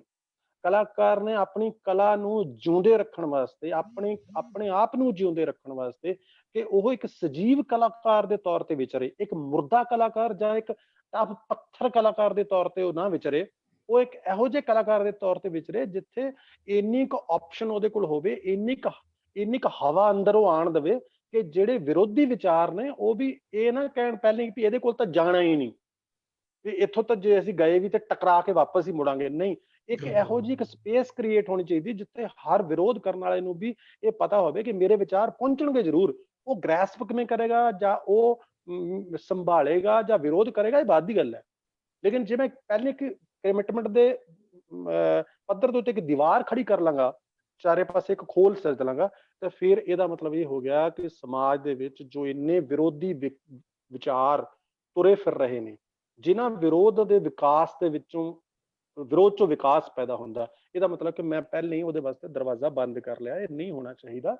ਤੇ ਕਾਕੜਾ ਜੀ ਜਿਸ ਜਮਾਤੀ ਉਹਦੀ ਗੱਲ ਕਰ ਰਹੇ, ਸੰਘਰਸ਼ ਦੀ ਗੱਲ ਕਰ ਰਹੇ ਨੇ, ਇਹ ਤੇ ਸਪਸ਼ਟ ਹੈ ਕਿ ਜੋ ਵੀ ਲੜਾਈ ਚੱਲ ਰਹੀ ਹੈ, ਜੋ ਵੀ ਸਾਡਾ ਸੰਘਰਸ਼ ਚੱਲ ਰਿਹਾ, ਇਹ ਜ਼ਾਤੀ ਨਹੀਂ ਹੈ, ਇਹ ਜਮਾਤੀ ਹੈ। ਇਹ ਜਮਾਤੀ ਹੈ। ਇਸੇ ਕਰਕੇ ਜਿਹੜਾ ਪੰਜਾਬੀ ਰੰਗਮੰਚ ਹੈ, ਪੰਜਾਬੀ ਨਾਟਕ ਹੈ, ਉਹਦਾ ਖਾਸਾ ਤੁਸੀਂ ਨੋਰਾ ਰਿਚਰਡ ਤੋਂ ਸ਼ੁਰੂ ਕਰਕੇ ਅੱਜ ਤੱਕ ਦੇਖ ਲਓ, ਉਹਦਾ ਖਾਸਾ ਲੋਕ ਪੱਖੀ ਹੀ ਰਿਹਾ।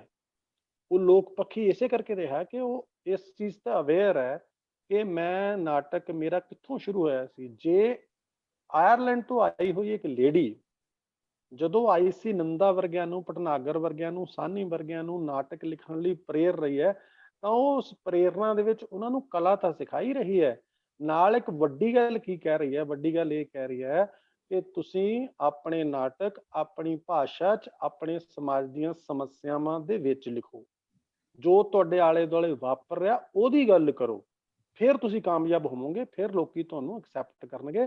ਲੇਕਿਨ ਆਪਣੀ ਗੱਲ ਨੂੰ ਕੋਸ਼ਿਸ਼ ਕਰੋ ਕਿ ਤੁਹਾਡੀ ਗੱਲ ਜਿਹੜੀ ਹੈਗੀ ਹੈ ਉਹ ਕਲਾਤਮਕ ਤਰੀਕੇ ਦੇ ਵਿੱਚ ਗੁੰਨ ਕੇ ਪੇਸ਼ ਹੋਵੇ।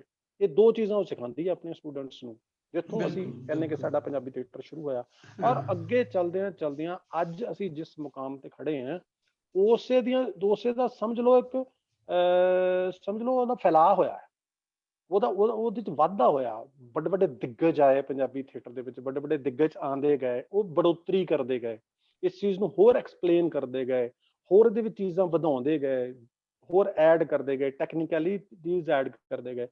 ਅੱਜ ਪੰਜਾਬੀ ਥੀਏਟਰ ਦਾ ਇੱਕ ਵੀ ਨਾਟਕਕਾਰ, ਇੱਕ ਵੀ ਨਿਰਦੇਸ਼ਕ ਤੁਸੀਂ ਇਹੋ ਜਿਹਾ ਨਹੀਂ ਚੂਜ਼ ਕਰ ਸਕਦੇ ਜਿਹਨੂੰ ਤੁਸੀਂ ਇਹ ਕਹੋ ਕਿ ਯਾਰ ਇਹਨੂੰ ਜਮਾਤੀ ਸੰਘਰਸ਼ ਬਾਰੇ ਗਿਆਨ ਨਹੀਂ ਹੈ, ਜਾਂ ਇਹ ਉਸ ਸੰਘਰਸ਼ ਦੇ ਖਿਲਾਫ ਭੁਗਤ ਰਿਹਾ, ਜਾਂ ਇਹ ਸਮਾਜ ਤੋਂ ਉਲਟ ਵਾਲੇ ਪਾਸੇ ਜਾ ਰਿਹਾ। ਹਾਂ, ਉਸ ਸੰਘਰਸ਼ ਦੇ ਬਾਰੇ ਕੌਣ ਕਿੰਨਾ ਆਬਵੀਅਸ ਤਰੀਕੇ ਨਾਲ ਗੱਲ ਕਰਦਾ, ਕੌਣ ਕਿੰਨਾ ਹਿਡਨ ਤਰੀਕੇ ਨਾਲ ਗੱਲ ਕਰਦਾ, ਕੌਣ ਕਿੰਨਾ ਸਟਲ ਤਰੀਕੇ ਨਾਲ ਗੱਲ ਕਰਦਾ, ਕੌਣ ਕਿੰਨਾ ਲਾਊਡ ਹੋ ਕੇ ਗੱਲ ਕਰਦਾ, ਕੌਣ ਕਿੰਨੀ ਬੇਬਾਕੀ ਨਾਲ ਗੱਲ ਕਰਦਾ, ਕੌਣ ਸਹਿੰਦੀ ਸਹਿੰਦੀ ਗੱਲ ਕਰਦਾ, ਇਹ ਡਿਫਰੈਂਸ ਹੋਏਗਾ, ਰਹੇਗਾ।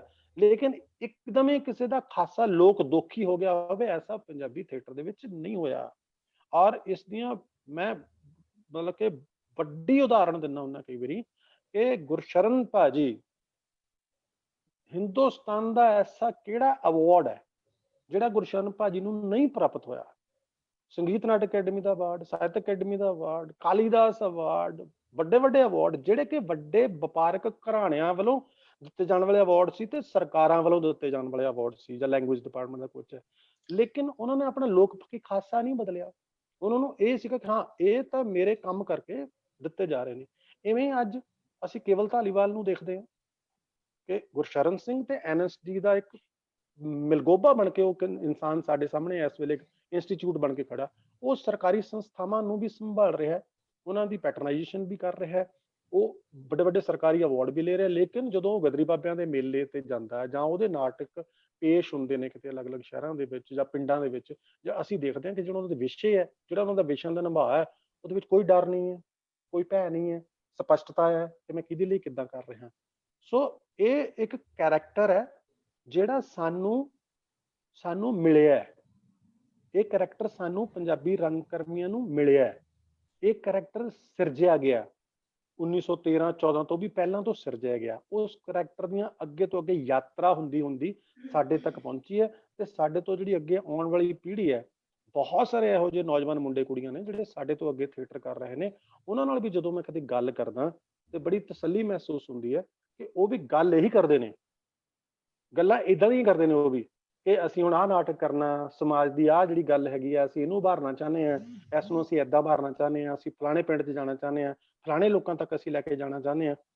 ਪਲੱਸ ਆਰਟ ਪ੍ਰਤੀ ਜ਼ਿਆਦਾ ਅਵੇਅਰ ਹੋ ਰਹੇ ਆ। ਇਸ ਗੱਲ ਦੀ ਮੈਨੂੰ ਬਹੁਤ ਤਸੱਲੀ ਹੈ ਕਿ ਜਿਹੜੀ ਸਾਡੇ ਤੋਂ ਆਉਣ ਵਾਲੀ ਜ਼ਿਆਦਾ ਜਿਹੜੀ ਪੀੜ੍ਹੀ ਹੈ ਨਾ, ਉਹ ਇਸ ਚੀਜ਼ ਪ੍ਰਤੀ ਵੀ ਅਵੇਅਰ ਹੋ ਰਹੀ ਹੈ ਕਿ ਜਿਹੜਾ ਸਾਡਾ ਆਰਟ ਹੈ, ਰੰਗਮੰਚ ਹੈ, ਉਹਨੂੰ ਸਮੇਂ ਦੇ ਹਾਣ ਦਾ ਕਿੱਦਾਂ ਰੱਖਣਾ। ਬਿਲਕੁਲ ਸਾਹਿਬ ਸਿੰਘ, ਅਸੀਂ ਇਸ ਗੱਲ ਤੇ ਖੁਸ਼ੀ ਹੀ ਪ੍ਰਗਟ ਕਰੀਏ ਕਿ ਸਾਡੇ ਤੋਂ ਅੱਗੇ ਆਉਣ ਵਾਲੇ ਸਾਡੇ ਤੋਂ ਅੱਗੇ ਸੋਚਦੇ ਨੇ, ਕਿਉਂਕਿ ਜੇ ਸਾਡੇ ਤੋਂ ਅੱਗੇ ਆਉਣ ਵਾਲੇ ਸਾਡੇ ਤੱਕ ਵੀ ਸੋਚਣਗੇ ਤੇ ਸਾਡੇ ਰੰਗਮੰਚ ਦਾ, ਸਾਡੇ ਨਾਟਕ ਦਾ, ਸਾਡੀ ਕਲਾ ਦਾ ਵਿਕਾਸ ਨਹੀਂ ਹੋਏਗਾ। ਜੇ ਸਾਡੇ ਤੋਂ ਅੱਗੇ ਆਉਣ ਵਾਲੇ ਸਾਡੇ ਤੋਂ ਥੋੜਾ ਪਾਰ ਜਾ ਕੇ ਸੋਚਣਗੇ ਤਾਂ ਹੀ ਅਸੀਂ ਕਹਿ ਸਕਾਂਗੇ ਕਿ ਸਾਡਾ ਵਿਕਾਸ ਹੋ ਰਿਹਾ ਹੈ। ਜਦੋਂ ਤੁਸੀਂ ਕਮਿਟਮੈਂਟ ਦੀ ਗੱਲ ਕਰ ਰਹੇ ਸੀ, ਜੇ ਅਸੀਂ ਆਪਣੀ ਸੋਚ ਵਰਗੇ ਲੋਕਾਂ ਨੂੰ ਹੀ ਰੰਗਮੰਚ ਦਿਖਾਉਣਾ ਹੋਵੇ, ਉਹ ਉੱਥੇ ਹੀ ਦੀਵਾਰ ਕਰ ਲੈਣੀ ਹੋਵੇ, ਤਾਂ ਅਸੀਂ ਉਹਨਾਂ ਦਰਸ਼ਕਾਂ ਦਾ ਕੀ ਕਰਾਂਗੇ ਜਿਹੜੇ ਪਤਾ ਨਹੀਂ ਕੀ ਸੋਚ ਲੈ ਕੇ ਹਾਲ ਦੇ ਵਿੱਚ ਐਂਟਰ ਕੀਤੇ ਸੀ ਤੇ ਉਹ ਸਾਡੇ ਕੋਲੋਂ ਕੀ ਲੈ ਕੇ ਗਏ ਨੇ। ਹਰ ਦਰਸ਼ਕ ਉਹੀ ਚੀਜ਼ ਨਹੀਂ ਲੈ ਕੇ ਜਾਂਦਾ। ਦੂਸਰੀ ਗੱਲ, ਤੁਹਾਡਾ ਸਬਜੈਕਟ ਵੀ ਇਸ ਗੱਲ ਨੂੰ ਤੈਅ ਕਰਦਾ ਕਿ ਉਹਦੇ 'ਚ ਜਮਾਤੀ ਸੰਘਰਸ਼ ਕਿੰਨੇ ਤਣਾਅ ਦੀ ਸ਼ਕਲ ਦੇ ਵਿੱਚ ਪੈਦਾ ਹੋ ਸਕਦਾ, ਕਿ ਉਹ ਮਹਾਭੋਜ ਦੀ ਦੇ ਵਿੱਚ ਹੋਣ ਵਾਲਾ ਸੰਘਰਸ਼ ਹੈ ਕਿ ਯੁੱਧ ਤੇ ਬੁੱਧ ਵਿੱਚ ਹੋਣ ਵਾਲਾ ਸੰਘਰਸ਼ ਹੈ, ਜਿੱਥੇ ਦੋਨਾਂ ਮੁਲਕਾਂ ਨੇ, ਹਿੰਦੁਸਤਾਨ ਤੇ ਪਾਕਿਸਤਾਨ ਨੇ, ਕਸ਼ਮੀਰ ਨੂੰ ਇੱਕ ਤਰ੍ਹਾਂ ਨਾਲ ਫੁੱਟਬਾਲ ਸਮਝਿਆ ਹੋਇਆ, ਇੱਧਰੋਂ ਕਿੱਕ ਉੱਧਰ ਤੇ ਉੱਧਰੋਂ ਕਿੱਕ ਉੱਧਰ। ਹੁਣ ਤਾਂ ਖੈਰ ਉਸ ਤੋਂ ਵੀ ਕਸੂਤੀ ਕਿੱਕ ਵੱਜ ਗਈ ਆ, ਉਹਦੀ ਆਪਾਂ ਗੱਲ ਲੰਬੀ ਨਹੀਂ ਕਰਦੇ। ਮੇਰਾ ਸਿਰਫ ਇੰਨਾ ਭਾਵ ਹੈ ਕਿ ਕੁਝ ਚੀਜ਼ਾਂ ਨੇ ਜਿਨ੍ਹਾਂ ਬਾਰੇ ਸਾਨੂੰ ਜ਼ਰੂਰ ਗੱਲ ਕਰਨੀ ਚਾਹੀਦੀ। ਇੱਕ ਸਵਾਲ ਆਇਆ ਜਿਹੜਾ ਹੁਣ ਵਾਲੇ ਦੀ ਕੀਤੀ ਗੱਲ ਨਾਲੋਂ ਥੋੜਾ ਵੱਖਰਾ ਹੈ, ਪਰ ਤੁਹਾਡੇ ਲਈ ਉਹ ਬਿਲਕੁਲ ਵੱਖਰਾ ਨਹੀਂ ਹੈ। SP ਅਰੋੜਾ ਜੀ ਨੇ ਗੱਲ ਕੀਤੀ ਹੈ ਕਿ ਤੁਸੀਂ ਸੈਕਸੁਅਲਿਟੀ ਬਾਰੇ, ਜੈਂਡਰ ਸਮੱਸਿਆ ਦੇ ਨਾਲ ਜੋੜ ਕੇ ਕੁਝ ਜਿਹੜੀ ਗੱਲ ਜ਼ਰੂਰ ਕਰੋ। ਸ਼ਾਇਦ ਉਹਨਾਂ ਨੇ ਤੁਹਾਡੇ ਕੁਝ ਪਲੇ ਇਸ ਸਿਲਸਿਲੇ ਵਿੱਚ ਦੇਖੇ ਵੀ ਹੋਣਗੇ, ਇਸੇ ਕਰਕੇ ਉਹ ਸਵਾਲ ਕਰ ਰਹੇ ਨੇ, ਤੇ ਮੈਂ ਚਾਹਾਂਗਾ ਕਿ ਇੱਥੇ ਤੁਸੀਂ ਆਪਣੀ ਕਮਿਟਮੈਂਟ ਨੂੰ ਕਿਵੇਂ ਨਿਭਾਉਂਦੇ ਹੋ ਉਹਦੀ ਗੱਲ ਜ਼ਰੂਰ ਕਰੋ। ਬਿਲਕੁਲ, ਮੈਂ ਸਮਝ ਸਕਦਾ ਕਿ SP ਅਰੋੜਾ ਜੀ ਕਿਸ ਨਾਟਕ ਦੇ ਸੰਦਰਭ ਦੇ ਵਿੱਚ ਗੱਲ ਕਰ ਰਹੇ ਨੇ। ਕਰੋਨਾ ਸੰਕਟ ਤੋਂ ਇੱਕਦਮ ਪਹਿਲਾਂ ਉਹ ਨਾਟਕ ਲਿਖਿਆ ਸੀ, ਇੱਕਦਮ ਪਹਿਲਾਂ ਤਾਂ ਨਹੀਂ, ਕਾਫੀ ਮਹੀਨੇ ਪਹਿਲਾਂ, ਵਜਾਈਨਾ ਟਾਕਸ, ਉਹ ਨਾਟਕ ਲਿਖਿਆ ਗਿਆ। ਔਰ ਉਹ ਨਾਟਕ ਲਿਖਣ ਦੇ ਪਿੱਛੇ ਵੀ ਕਾਰਨ ਇਹੀ ਸੀ ਕਿ ਜਦੋਂ 2-3 ਇਹੋ ਜਿਹੀਆਂ ਘਟਨਾਵਾਂ ਉੱਪਰੋਂ ਥਲੀ ਵਾਪਰੀਆਂ ਜਿਨ੍ਹਾਂ ਦੇ ਵਿੱਚ ਰੇਪ ਹੋਏ ਲੜਕੀਆਂ ਦੇ ਨਾਲ ਜਾਂ ਔਰਤਾਂ ਦੇ ਨਾਲ, ਔਰ ਬੜੇ ਬਰੂਟਲ ਤਰੀਕੇ ਦੇ ਨਾਲ ਉਹਨਾਂ ਦਾ ਮਰਡਰ ਹੋਇਆ। ਸਿਰਫ ਰੇਪ ਨਹੀਂ ਹੋਇਆ, ਮਰਡਰ ਵੀ ਹੋਇਆ। ਐਂਡ ਇਸ ਤਰ੍ਹਾਂ ਲੱਗਾ ਕਿ ਅਸੀਂ ਫਿਰ ਇੱਕ ਤਰ੍ਹਾਂ ਨਾਲ, ਜੇ ਅਸੀਂ ਕਹਿੰਦੇ ਕਿ ਇਨਸਾਨੀ ਤਰੱਕੀ ਦੇ ਦੌਰ ਦੇ ਵਿੱਚੋਂ ਅਸੀਂ ਗੁਜ਼ਰ ਰਹੇ ਹਾਂ, ਤਾਂ ਲੱਗਾ ਕਿ ਅਸੀਂ ਫਿਰ ਹਵਾਨੀਅਤ ਵਾਲੇ ਪਾਸੇ ਨੂੰ ਜਾ ਰਹੇ ਹਾਂ। ਤੇ ਡਾਕਟਰ ਸਵਰਾਜਬੀਰ ਨੇ ਇੱਕ ਗੀਤ ਨੂੰ, ਜਿਹੜਾ ਕਿ ਗੀਤ ਇੱਕ ਵੀਡੀਓ ਸੀ ਫੋਰਨ ਦੀ ਕਿਸੇ ਕੰਟਰੀ ਦੇ ਵਿੱਚ ਚੱਲ ਰਹੀ ਸੀ, ਉਹਦਾ ਉਹਨਾਂ ਨੇ ਅਨੁਵਾਦ ਕਰਕੇ ਤੇ ਪੰਜਾਬੀ ਟ੍ਰਿਬਿਊਨ ਦੇ ਵਿੱਚ ਛਾਪਿਆ। ਔਰ ਉਹਨਾਂ ਨੇ ਕਾਫੀ ਇੱਕ ਮਿਹਣਾ ਵੀ ਮਾਰਿਆ ਕਿ ਪੰਜਾਬੀ ਵੀ ਇਸ ਤਰ੍ਹਾਂ ਦਾ ਕੁਝ ਕਰ ਸਕਦੇ ਨੇ ਜਾਂ ਕਰਨਾ ਚਾਹੀਦਾ, ਸਾਨੂੰ ਵੀ ਆਵਾਜ਼ ਬੁਲੰਦ ਕਰਨੀ ਚਾਹੀਦੀ ਹੈ। ਮੈਂ ਉਹਨੂੰ ਕਾਫੀ ਵਾਰੀ ਉਸ ਨੂੰ ਪੜ੍ਹਿਆ, ਜਿਹੜਾ ਪੰਜਾਬੀ ਉਹਦਾ ਤਰਜਮਾ ਸੀ। ਫਿਰ ਮੈਂ YouTube ਦੇ ਉੱਤੇ ਮੈਂ ਗੀਤ ਸੁਣਿਆ, ਉਹਨੇ ਮੈਨੂੰ ਬਹੁਤ ਪ੍ਰੇਰਿਤ ਕੀਤਾ। ਮੈਨੂੰ ਲੱਗਿਆ ਕਿ ਹਾਂ, ਇਹ ਗੱਲਾਂ ਹੋਣੀਆਂ ਚਾਹੀਦੀਆਂ, ਇਹ ਗੱਲਾਂ ਕਿਉਂ ਨਹੀਂ ਹੋ ਰਹੀਆਂ।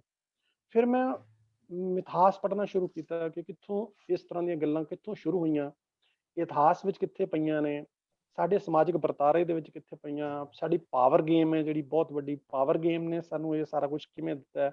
ਇੱਕ ਪਾਵਰ ਹੈ, ਚਾਹੇ ਉਹ ਧਾਰਮਿਕ ਪਾਵਰ ਹੈ, ਚਾਹੇ ਉਹ ਆਰਥਿਕ ਪਾਵਰ ਹੈ, ਚਾਹੇ ਉਹ ਸੋਸ਼ਲ ਪਾਵਰ ਹੈ, ਜਦੋਂ ਪਾਵਰ ਗੇਮ ਖੇਡੀ ਜਾਂਦੀ ਹੈ ਤਾਂ ਨੈਚੁਰਲੀ ਜਿਹੜਾ ਪਾਵਰਫੁਲ ਹੈ ਉਹ ਫਿਰ ਆਪਣੇ ਤੋਂ ਲੈਸ ਪਾਵਰ ਵਾਲੇ ਨਾਲ ਖੇਡਣਾ ਪਸੰਦ ਕਰਦਾ, ਉਹਨੂੰ ਆਬਜੈਕਟ ਸਮਝਦਾ।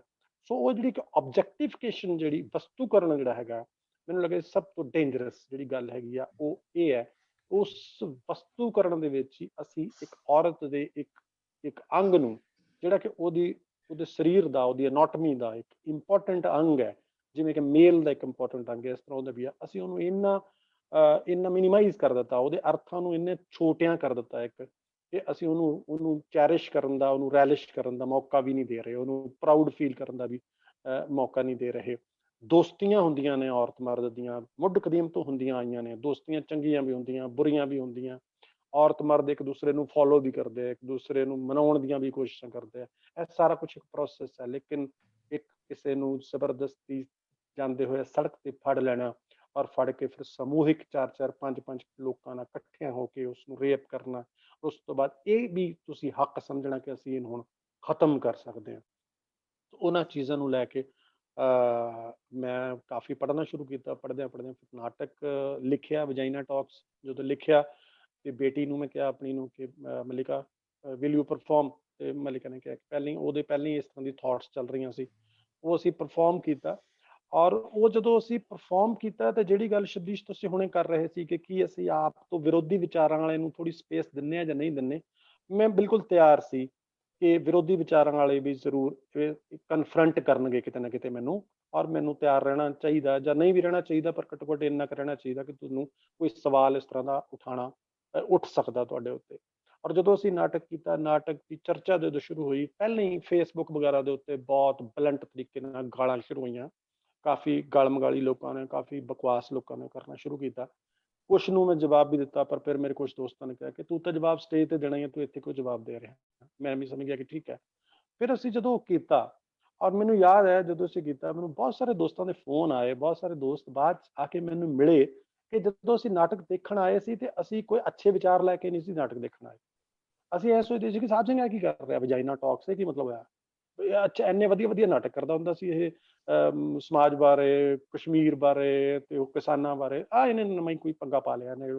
ਲੇਕਿਨ ਜਦੋਂ ਅਸੀਂ ਨਾਟਕ ਦੇਖਿਆ, ਜਿਵੇਂ ਅਸੀਂ ਨਾਟਕ ਦੇਖਦੇ ਰਹੇ ਤੇ ਸਾਨੂੰ ਲੱਗੇ ਨਹੀਂ, ਗੱਲ ਦਾ ਵਿਸ਼ਾ ਕੁਛ ਹੋਰ ਹੈ, ਲੇਕਿਨ ਜਿਹੜੀ ਥਾਟ ਹੈ, ਸੋਚ ਹੈ, ਉਹ ਉਹੀ ਹੈ ਕਿ ਜਿਹੜਾ ਡਾਊਨ ਟਰੋਡਨ ਜਿਹੜਾ ਹੈਗਾ ਸਮਾਜ ਦੇ ਵਿੱਚ, ਜਿਹੜਾ ਵਰਗ ਕਿਤੇ ਦੱਬਿਆ ਕੁਚਲਿਆ ਹੋਇਆ, ਉਹਦੀ ਆਵਾਜ਼ ਤੁਸੀਂ ਕਿਵੇਂ ਬਣਨੀ। ਜਦੋਂ ਆਵਾਜ਼ ਬਣਨੀ ਹੈ ਤੇ ਫਿਰ ਤੁਸੀਂ ਧਾਰਮਿਕ ਅਡੰਬਰਵਾਦ ਨੂੰ ਵੀ ਨਹੀਂ ਬਖਸ਼ਣਾ, ਤੁਸੀਂ ਮਿਥਾਸ ਨੂੰ ਵੀ ਨਹੀਂ ਬਖਸ਼ਣਾ, ਤੁਸੀਂ ਇਤਿਹਾਸ ਨੂੰ ਵੀ ਨਹੀਂ ਬਖਸ਼ਣਾ, ਤੁਸੀਂ ਪੋਲਿਟਿਕਸ ਨੂੰ ਵੀ ਨਹੀਂ ਬਖਸ਼ਣਾ, ਤੁਸੀਂ ਜਿਹੜੇ ਕਿ ਤੁਹਾਡੇ ਪਿੱਛੇ ਸਥਾਪਿਤ ਰਾਈਟਰਸ ਬੈਠੇ ਨੇ ਜਿਨ੍ਹਾਂ ਨੇ ਇੱਦਾਂ ਦੀ ਚੀਜ਼ਾਂ ਲਿਖੀਆਂ, ਤੁਸੀਂ ਉਹਨਾਂ ਨੂੰ ਨਹੀਂ ਬਖਸ਼ਣਾ, ਤੁਸੀਂ ਮਾਵਾਂ ਪਿਓਆਂ ਨੂੰ ਵੀ ਨਹੀਂ ਬਖਸ਼ਣਾ, ਤੁਸੀਂ ਭਰਾਵਾਂ ਭੈਣਾਂ ਨੂੰ ਨਹੀਂ ਬਖਸ਼ਣਾ, ਤੁਸੀਂ ਹਰ ਇੱਕ ਨੂੰ ਕਟਹਿਰੇ 'ਚ ਖੜਾ ਕਰਨਾ ਹੈ ਤੇ ਤੁਸੀਂ ਖੁਦ ਸਮਾਜ ਦਾ ਹਿੱਸਾ, ਤੁਸੀਂ ਖੁਦ ਕਟਹਿਰੇ 'ਚ ਖੜੇ ਹੋਣਾ।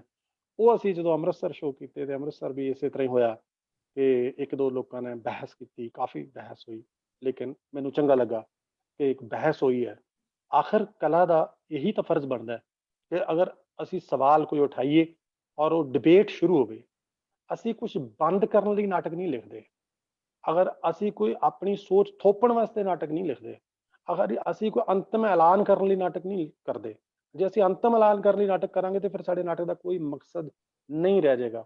ਅਸੀਂ ਇੱਕ ਸਵਾਲ ਛੱਡੀਏ, ਉਹ ਸਵਾਲ ਭਖਦਾ ਹੋਇਆ ਹੋਵੇ, ਬਹੁਤ ਵਧੀਆ ਗੱਲ ਹੈ, ਉਹ ਭਖਦਾ ਹੋਇਆ ਹੋਣਾ ਚਾਹੀਦਾ, ਉਹ ਭਖੇ, ਉਹਦੇ ਤੇ ਜ਼ਰਾ ਹੋਵੇ, ਉਹ ਤੋਂ ਬਹਿਸ ਹੋਵੇ, ਤੁਹਾਨੂੰ ਕੋਈ ਸਵਾਲ ਕਰਦਾ ਤੁਸੀਂ ਉਹਦਾ ਜਵਾਬ ਦਿਓ, ਤੁਸੀਂ ਕੋਈ ਸਵਾਲ ਕਰਦੇ ਤੁਹਾਨੂੰ ਕੋਈ ਜਵਾਬ ਦੇਵੇ।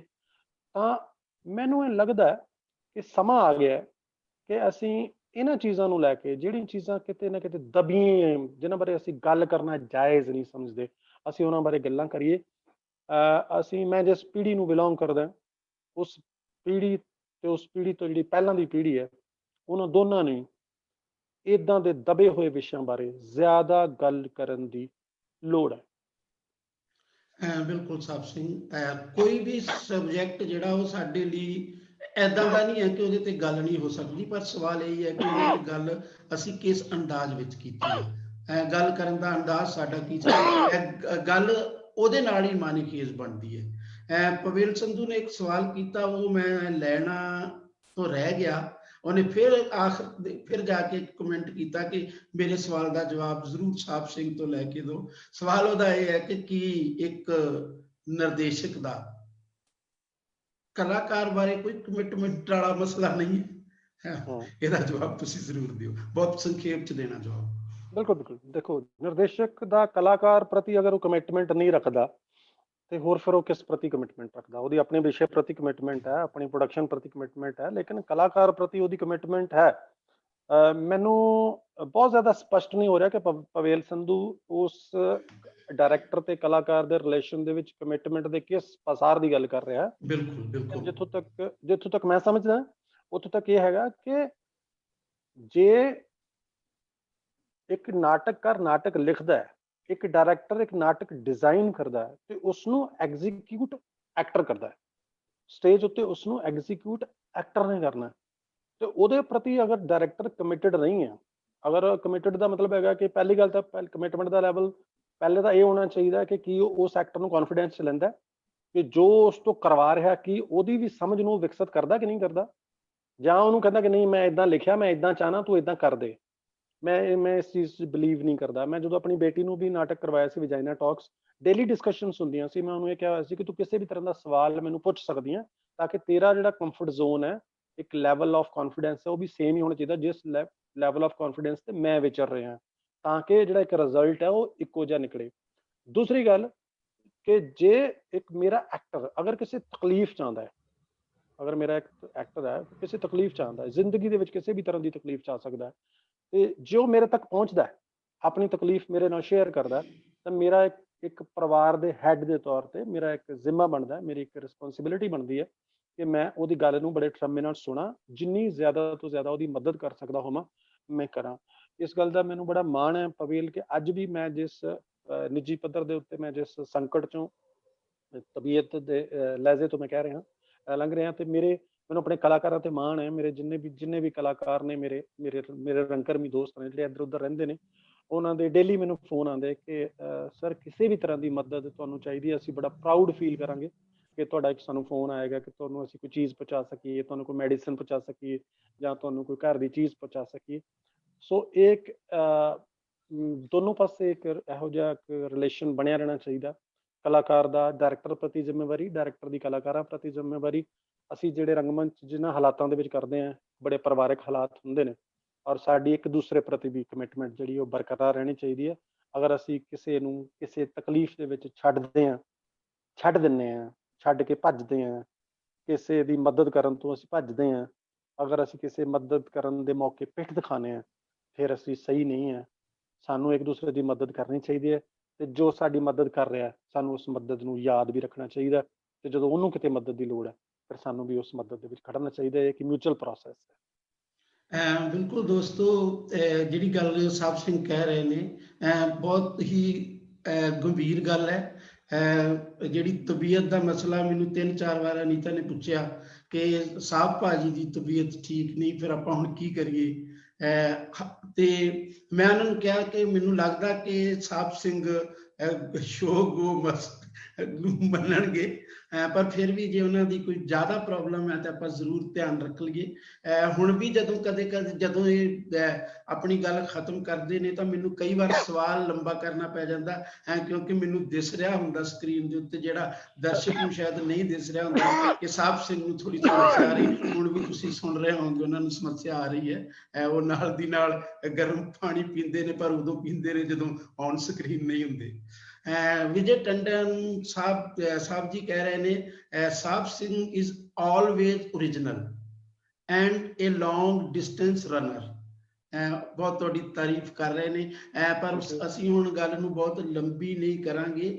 ਮੈਂ ਆਖਰੀ ਸਵਾਲ ਕਰਾਂਗਾ ਤੁਹਾਡੇ ਲਈ, ਜੇ ਉਹਦੇ ਚੋਂ ਕੋਈ ਸਵਾਲ ਨਿਕਲ ਆਇਆ ਤਾਂ ਆਪਾਂ ਅੱਗੇ ਚੱਲਾਂਗੇ। ਸਵਾਲ ਮੇਰਾ ਇਹ ਹੈ ਕਿ ਹਰ ਬੰਦਾ ਕਲਾਕਾਰ ਨਹੀਂ ਹੈ, ਪਰ ਹਰ ਕਲਾਕਾਰ ਇੱਕ ਬੰਦਾ ਵੀ ਹੈ। ਇਹਦਾ ਮਤਲਬ ਇਹ ਹੈ ਕਿ ਹਰ ਕਲਾਕਾਰ ਕੋਲੇ ਉਹ ਸਾਰੇ ਮਸਲੇ ਨੇ, ਹਰ ਕਲਾਕਾਰ ਦੇ ਅੰਦਰ ਉਹ ਸਾਰੀ ਕਿਸਮ ਦੀਆਂ ਹਲਚਲਾਂ ਵਾਪਰਦੀਆਂ ਨੇ ਜਿਹੜੀਆਂ ਆਮ ਬੰਦੇ ਦੇ ਅੰਦਰ ਵੀ ਵਾਪਰਦੀਆਂ ਨੇ। 100% ਤਿਆਗ ਕਰਨਾ ਕਿਸੇ ਲਈ ਵੀ ਸੰਭਵ ਨਹੀਂ। ਅਸੀਂ ਜੇ ਗੁਰਸ਼ਰਨ ਭਾਜੀ ਦੀ ਗੱਲ ਕਰੀਏ ਤਾਂ ਉਹਨਾਂ ਨੇ ਬਹੁਤ ਸਾਰੀਆਂ ਚੀਜ਼ਾਂ ਦਾ ਤਿਆਗ ਕਰ ਦਿੱਤਾ ਸੀ। ਆਖਰੀ ਵੇਲੇ 'ਚ ਜਾ ਕੇ ਤੇ ਉਹਨਾਂ ਨੇ ਵੱਡੀ ਟੀਮ ਲਿਜਾਣ ਦਾ ਵੀ ਤਿਆਗ ਕਰ ਦਿੱਤਾ ਸੀ। ਆਪਣੇ ਨਾਟਕਾਂ ਨੂੰ ਵੀ ਉਹਨਾਂ ਨੇ ਇੱਕ 5 ਬੰਦਿਆਂ ਦੀ ਟੀਮ ਤੱਕ ਸਮੇਟ ਲਿਆ ਸੀ, ਜਿਹਦੇ 'ਚ ਉਹਨਾਂ ਦੀ ਕਾਰ ਦਾ ਡਰਾਈਵਰ ਵੀ ਐਕਟਰ ਹੁੰਦਾ ਸੀ। ਪਰ ਅਸੀਂ ਕੋਈ ਜ਼ਰੂਰੀ ਨਹੀਂ ਕਿ ਅਸੀਂ ਹਰ ਤਰੀਕੇ ਦੇ ਨਾਲ ਗੁਰਸ਼ਰਨ ਸਿੰਘ ਬਣਨ ਦੀ ਕੋਸ਼ਿਸ਼ ਕਰੀਏ। ਮੇਰਾ ਖਿਆਲ ਇਹ ਵੀ ਹੈ ਕਿ ਜੇ ਅਸੀਂ ਸਾਰੇ ਵੀ ਰਲ ਕੇ ਬਣਨ ਦੀ ਕੋਸ਼ਿਸ਼ ਕਰੀਏ, ਜਿਸ ਲੈਵਲ ਤੇ ਉਹ ਜਾ ਚੁੱਕੇ ਨੇ, ਜਿਸ ਲੈਵਲ ਤੇ ਉਹਨਾਂ ਨੇ ਆਪਣੀ ਕਮਿਟਮੈਂਟ ਨਿਭਾਈ ਹੈ ਉਮਰ ਭਰ, ਉਸ ਲੈਵਲ ਤੇ ਅਸੀਂ ਜੇ ਸਾਰੇ ਰਲ ਕੇ ਵੀ ਨਿਭਾ ਸਕੀਏ ਤੇ ਅਸੀਂ ਬਹੁਤ ਵੱਡਾ ਕੰਮ ਕਰ ਰਹੇ ਹੋਵਾਂਗੇ।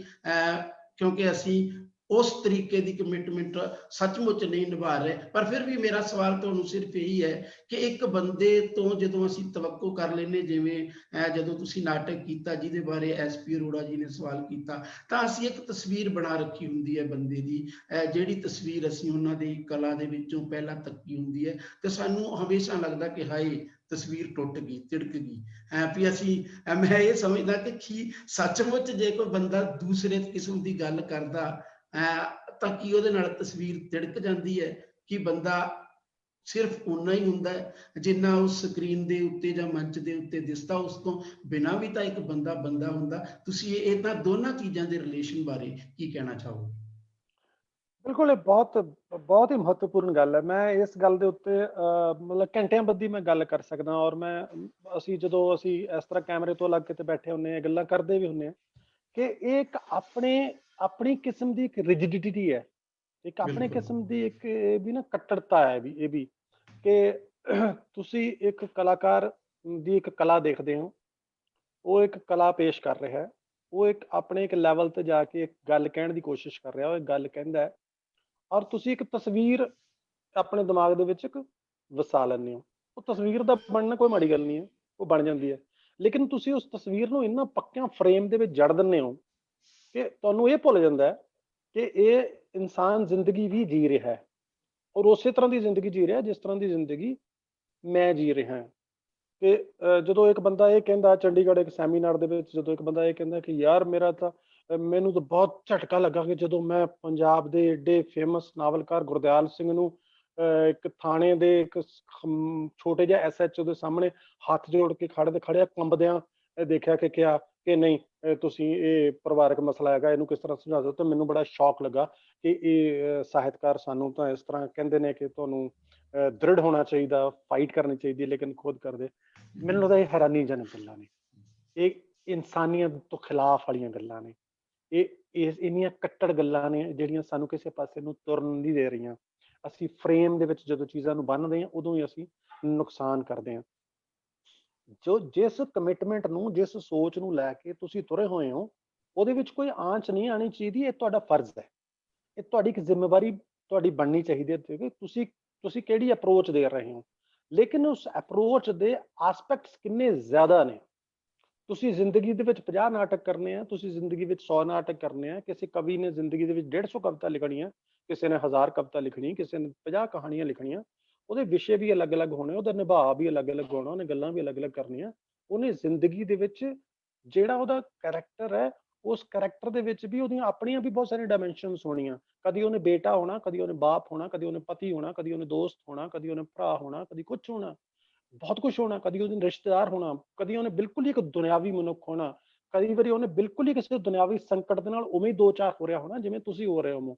ਉਸ ਵੇਲੇ ਉਹ ਹਰ ਵੇਲੇ ਸਾਹਿਤਕਾਰੀ ਜਾਂ ਕਲਾਕਾਰੀ ਦਾ ਜਿਹੜਾ ਥੈਲਾ ਆ, ਉਹ ਹਰ ਵੇਲੇ ਇੱਥੇ ਨਹੀਂ ਚੁੱਕੀ ਫਿਰ ਸਕਦਾ। ਦੈਨ ਉਹ ਇੱਕ ਪ੍ਰੈਕਟੀਕਲ ਤੌਰ ਤੇ ਇੱਕ ਫੇਲ ਇਨਸਾਨ ਹੋਏਗਾ।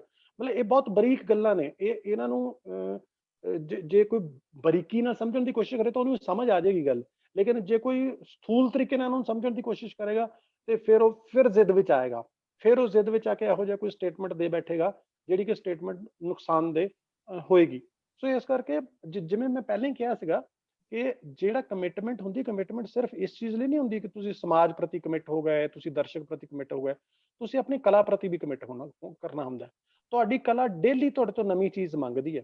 ਅੱਜ ਤੋਂ 30 ਸਾਲ ਪਹਿਲਾਂ ਜੇ ਕਲਾ ਬਾਰੇ ਜਿਹੜੀ ਮੇਰੀ ਸਮਝ ਸੀ, ਜੇ ਮੈਂ ਉਸ ਸਮਝ ਨੂੰ ਵਿਕਸਿਤ ਨਹੀਂ ਕਰਦਾ, ਇਹਦਾ ਮਤਲਬ ਮੈਂ ਆਪਣੀ ਕਲਾ ਪ੍ਰਤੀ ਕਮਿਟਮੈਂਟ ਮੇਰੀ ਨਹੀਂ ਹੈ, ਮੇਰੀ ਠੀਕ ਨਹੀਂ ਹੈ। ਇਸੇ ਤਰ੍ਹਾਂ ਜਿਹੜੀ ਤੁਹਾਡੀ ਆਈਡੀਓਲੋਜੀਕਲ ਅਪਰੋਚ ਹੁੰਦੀ ਨਾ, ਆਈਡੀਓਲੋਜੀਕਲ ਅਪਰੋਚ ਵੀ ਕੋਈ ਫਿਕਸ ਲਾਈਨ ਨਹੀਂ ਹੁੰਦੀ ਕਿ ਇਹ ਲਾਈਨ ਲਿਖੀ ਗਈ ਤੇ ਲਿਖੀ ਗਈ, ਬਸ ਇਹ ਪੱਥਰ ਤੇ ਲਕੀਰ ਹੋ ਗਈ। ਇਸ ਤਰ੍ਹਾਂ ਨਹੀਂ ਹੁੰਦਾ। ਉਹਦੇ ਵਿੱਚ ਵੀ ਫਲੈਕਸੀਬਿਲਿਟੀਜ਼ ਹੁੰਦੀਆਂ ਨੇ, ਉਹਦੇ ਵਿੱਚ ਵੀ ਚੇਂਜਸ ਆਉਂਦੇ ਨੇ, ਤਬਦੀਲੀ ਆਉਂਦੇ ਆ। ਔਰ ਤਬਦੀਲੀ ਇਨਸਾਨ ਮੰਨਦਾ ਵੀ ਹੈ ਕਈ ਵਾਰੀ ਕਿ ਠੀਕ ਹੈ, ਅੱਜ ਤੋਂ 5 ਸਾਲ ਪਹਿਲਾਂ ਜਿਹੜੀ ਮੈਂ ਸਟੇਟਮੈਂਟ ਦੇ ਰਿਹਾ ਸੀ, ਉਹ ਸਟੇਟਮੈਂਟ ਅੱਜ 100% ਕਰੈਕਟ ਮੈਂ ਨਹੀਂ ਮੰਨਦਾ ਉਸਨੂੰ, ਹੈ ਨਾ। ਉਸ ਵੇਲੇ ਹੋ ਸਕਦਾ ਮੈਂ ਸਹੀ ਦਿੱਤੀ ਹੋਵੇ, ਸੋ ਇਸ ਕਰਕੇ ਇਹ ਫਲੈਕਸੀਬਿਲਿਟੀਜ਼ ਰਹਿਣੀ ਚਾਹੀਦੀਆਂ। ਫਲੈਕਸੀਬਿਲਿਟੀ ਦਾ ਮਤਲਬ ਇਹ ਨਹੀਂ ਹੈ ਕਿ ਤੁਸੀਂ ਇੰਨੇ ਲਚਕੀਲੇ ਹੋ ਜਾਓ ਕਿ ਅੱਜ ਤੁਸੀਂ ਇਸ ਪਾਲੇ 'ਚ ਖੜੇ ਹੋ ਤੇ ਕੱਲ੍ਹ ਨੂੰ ਤੁਸੀਂ ਦੂਸਰੇ ਪਾਲੇ 'ਚ ਖੜੇ ਹੋ। ਅੱਜ ਤੁਸੀਂ ਇੱਧਰਲੀ ਗੱਲ ਕਰ ਰਹੇ ਹੋ, ਇਨਕਲਾਬ ਦੀ ਗੱਲ ਕਰ ਰਹੇ ਹੋ, ਤੇ ਕੱਲ੍ਹ ਨੂੰ ਤੁਸੀਂ ਉਲਟ ਇਨਕਲਾਬ ਦੀ ਗੱਲ ਕਰਨਾ ਪਓ। ਉਹ ਇੱਕ ਅਲੱਗ ਲੈਵਲ ਹੁੰਦਾ। ਲੇਕਿਨ ਬਾਕੀ ਚੀਜ਼ਾਂ ਨਾ ਸਾਨੂੰ ਇਹ ਸਮਝਣ ਦੀ ਲੋੜ ਹੈ। ਗੁਰਸ਼ਰਨ ਭਾਜੀ ਬੜੇ ਬਿਹਤਰ ਤਰੀਕੇ ਨਾਲ ਸਾਰੀ ਜ਼ਿੰਦਗੀ ਇਸ ਚੀਜ਼ ਦੇ ਉੱਤੇ ਪਹਿਰਾ ਦਿੰਦੇ ਰਹੇ, ਬਹੁਤ ਬਿਹਤਰ ਤਰੀਕੇ ਨਾਲ ਭਾਜੀ ਇਸ ਚੀਜ਼ ਦੇ ਉੱਤੇ ਪਹਿਰਾ ਦਿੰਦੇ ਰਹੇ। ਔਰ ਉਹਨਾਂ ਤੋਂ ਇਹ ਚੀਜ਼ ਸਿੱਖ ਲੈਣੀ ਚਾਹੀਦੀ ਹੈ ਉਹਨਾਂ ਨੇ ਕਿ ਪੰਜਾਬ ਦੇ ਵਿੱਚ ਜਿਹੜੀ ਖੱਬੇ ਪੱਖੀ ਹਲਕੇ ਨੇ ਉਹਨਾਂ ਦੀਆਂ ਅੱਗੇ ਕਿੰਨੀਆਂ ਮੰਜੀਆਂ ਨੇ ਸਾਨੂੰ ਸਾਰਿਆਂ ਨੂੰ ਪਤਾ ਹੈ। 22 ਮੰਜੀਆਂ ਤੋਂ ਜ਼ਿਆਦਾ ਹੀ 22 ਮੰਜੀਆਂ ਘੱਟ ਗਈਆਂ, ਜ਼ਿਆਦਾ ਜ਼ਿਆਦਾ ਹੀ ਹੋ ਗਈਆਂ ਹਨਾ। ਉਹਨਾਂ ਦੀ ਅਪਰੋਚ ਵੀ ਡਿਫਰੈਂਟ ਹੈਗੀ ਹੈ। ਕਿਸੇ ਦੀ ਅਪਰੋਚ ਕੁਛ ਹੈ, ਕਿਸੇ ਦੀ ਅਪਰੋਚ ਕੁਛ ਹੈ। ਕੋਈ ਇੱਕੋ ਚੀਜ਼ ਨੂੰ ਠੀਕ ਮੰਨਦਾ, ਦੂਸਰਾ ਗਲਤ ਮੰਨਦਾ। ਲੇਕਿਨ ਭਾਜੀ ਗੁਰਸ਼ਰਨ ਸਿੰਘ ਸਾਰਿਆਂ ਨਾਲ ਖੜੇ ਸੀ। ਉਹ ਕਿਉਂ ਸਾਰਿਆਂ ਨਾਲ ਖੜੇ ਸੀ? ਉਹ ਇਸ ਕਰਕੇ ਸਾਰਿਆਂ ਨਾਲ ਖੜੇ ਸੀ ਕਿ ਯਾਰ ਡਿਫਰੈਂਸ ਆਫ ਓਪੀਨੀਅਨ ਜਿਹੜਾ ਤੁਹਾਡਾ ਹੈਗਾ ਉਹ ਵਿਚਾਰਧਾਰਕ ਪੱਧਰ ਤੇ ਆ, ਉਹ ਸਿਆਣਿਆਂ ਦਾ ਹੋਣਾ ਚਾਹੀਦਾ। ਲੇਕਿਨ ਜਿੱਥੇ ਲੋਕਾਂ ਦੇ ਵਿੱਚ ਮੈਂ ਜਾ ਰਿਹਾ, ਉਹਨਾਂ ਨੂੰ ਤੁਹਾਡੇ ਇਸ ਲੈਵਲ ਦੇ ਮਾਈਨਿਊਟ ਵਿਚਾਰਧਾਰਕ ਮਤਭੇਦਾਂ ਤੋਂ ਕੁਝ ਨਹੀਂ ਲੈਣਾ। ਉਹਨਾਂ ਨੇ ਤਾਂ ਰਿਜ਼ਲਟ ਲੈਣਾ। ਤੁਸੀਂ ਰਿਜ਼ਲਟ ਦਿਓ, ਮੈਂ ਉਸ ਰਿਜ਼ਲਟ ਲਈ ਮੈਂ ਕਿਸੇ ਵੀ ਧਿਰ ਕੋਲ ਜਾਊਂਗਾ, ਮੈਂ ਉਸ ਧਿਰ ਕੋਲ ਜਾ ਕੇ ਆਪਣੀ ਗੱਲ ਜਿਹੜੀ ਹੈ ਉਹ ਕਹੂੰਗਾ। ਸੋ ਇਸ ਤਰ੍ਹਾਂ ਦੀ ਫਲੈਕਸੀਬਿਲਿਟੀਜ਼ ਹੋਣੀਆਂ ਚਾਹੀਦੀਆਂ ਇਸ ਤਰ੍ਹਾਂ ਦੀਆਂ। ਹਾਂ ਬਿਲਕੁਲ ਸਾਹਿਬ ਸਿੰਘ, ਅਸੀਂ ਇਹ ਕਹਿ ਸਕਦੇ ਹਾਂ ਕਿ ਕਲਾਕਾਰ ਸਿਰਫ ਆਪਣੀ ਗੱਲ ਨਹੀਂ ਕਰਦਾ, ਸਮਾਜ ਦੀ ਗੱਲ ਕਰਦਾ। ਹਰ ਇੱਕ ਬੰਦੇ ਦੇ ਅੰਦਰ ਕਿੰਨੇ ਬੰਦੇ ਨੇ ਉਹ ਆਪਣੀਆਂ ਵੱਖ-ਵੱਖ ਜਿਹੜੀਆਂ ਰਚਨਾਵਾਂ ਨੇ ਉਹਨਾਂ ਰਾਹੀਂ ਉਹਨਾਂ ਨੂੰ ਪੇਸ਼ ਕਰਦਾ। ਹਰ ਵਾਰੀ ਉਹ ਰਚਨਾ 'ਚ ਆਪ ਹੀ ਨਹੀਂ ਹੁੰਦਾ। ਸਮਾਜ ਅੰਦਰ ਜਿੰਨੇ ਬੰਦੇ ਨੇ, ਬੰਦੇ ਅੰਦਰ ਜਿੰਨੇ ਬੰਦੇ ਨੇ, ਉਹਨਾਂ ਨੂੰ ਉਹ ਪੇਸ਼ ਕਰਨ ਦਾ ਯਤਨ ਕਰਦਾ। ਗੱਲਾਂ ਹੋਰ ਵੀ ਬਹੁਤ ਸਾਰੀਆਂ ਕਰ ਸਕਦੇ ਹਾਂ, ਪਰ ਅਸੀਂ ਸਮੇਂ ਦੀ ਸੀਮਾ ਥੋੜ੍ਹੀ ਜਿਹੀ ਪਹਿਲਾਂ ਹੀ ਲੰਘ ਚੁੱਕੇ ਹਾਂ ਤੇ ਆਪਣੀ ਗੱਲ ਅਸੀਂ ਇੱਥੇ ਹੀ ਇਹਨੂੰ ਖਤਮ ਕਰਦੇ ਹਾਂ। ਪਰ ਅਸੀਂ ਆਪਣੇ ਦੇਖਣ ਵਾਲਿਆਂ ਨੂੰ ਇਹ ਜ਼ਰੂਰ ਦੱਸ ਜਾਂਦੇ ਹਾਂ ਕਿ ਕੱਲ੍ਹ ਨੂੰ ਮਹਿੰਦਰ ਕੁਮਾਰ ਜੀ ਹੋਣਗੇ ਤੇ ਮੇਰੇ ਵਾਲੀ ਸੀਟ ਤੇ ਕੱਲ੍ਹ ਨੂੰ ਬਲਵਿੰਦਰ ਸਿੰਘ ਜੀ ਬੈਠੇ ਹੋਣਗੇ। ਕੱਲ੍ਹ ਤੁਸੀਂ ਫੇਰ ਠੀਕ 8 ਵਜੇ ਆ ਕੇ ਮਿਲਣਾ ਸੁਚੇਤਕ ਸਟੂਡੀਓ ਦੇ ਪ੍ਰਾਈਮ ਟਾਈਮ ਦੇ ਵਿੱਚ, ਥੀਏਟਰਸ ਪ੍ਰਾਈਮ ਟਾਈਮ ਦੇ ਵਿੱਚ, ਤਾਂ ਕਿ ਅਸੀਂ ਥੀਏਟਰ ਬਾਰੇ ਕੁਝ ਉਹਨਾਂ ਕੋਲੋਂ ਨਵੇਂ ਪੱਖ ਸੁਣ ਸਕੀਏ। ਸਾਹਿਬ ਸਿੰਘ ਜੀ, ਤੁਹਾਡਾ ਇੱਕ ਵਾਰੀ ਫੇਰ ਬਹੁਤ ਬਹੁਤ ਧੰਨਵਾਦ। ਸ਼ੁਕਰੀਆ। Thank you. ਮਿਲਦੇ ਹਾਂ ਕੱਲ੍ਹ ਦੋਸਤੋ ਠੀਕ 8 ਵਜੇ।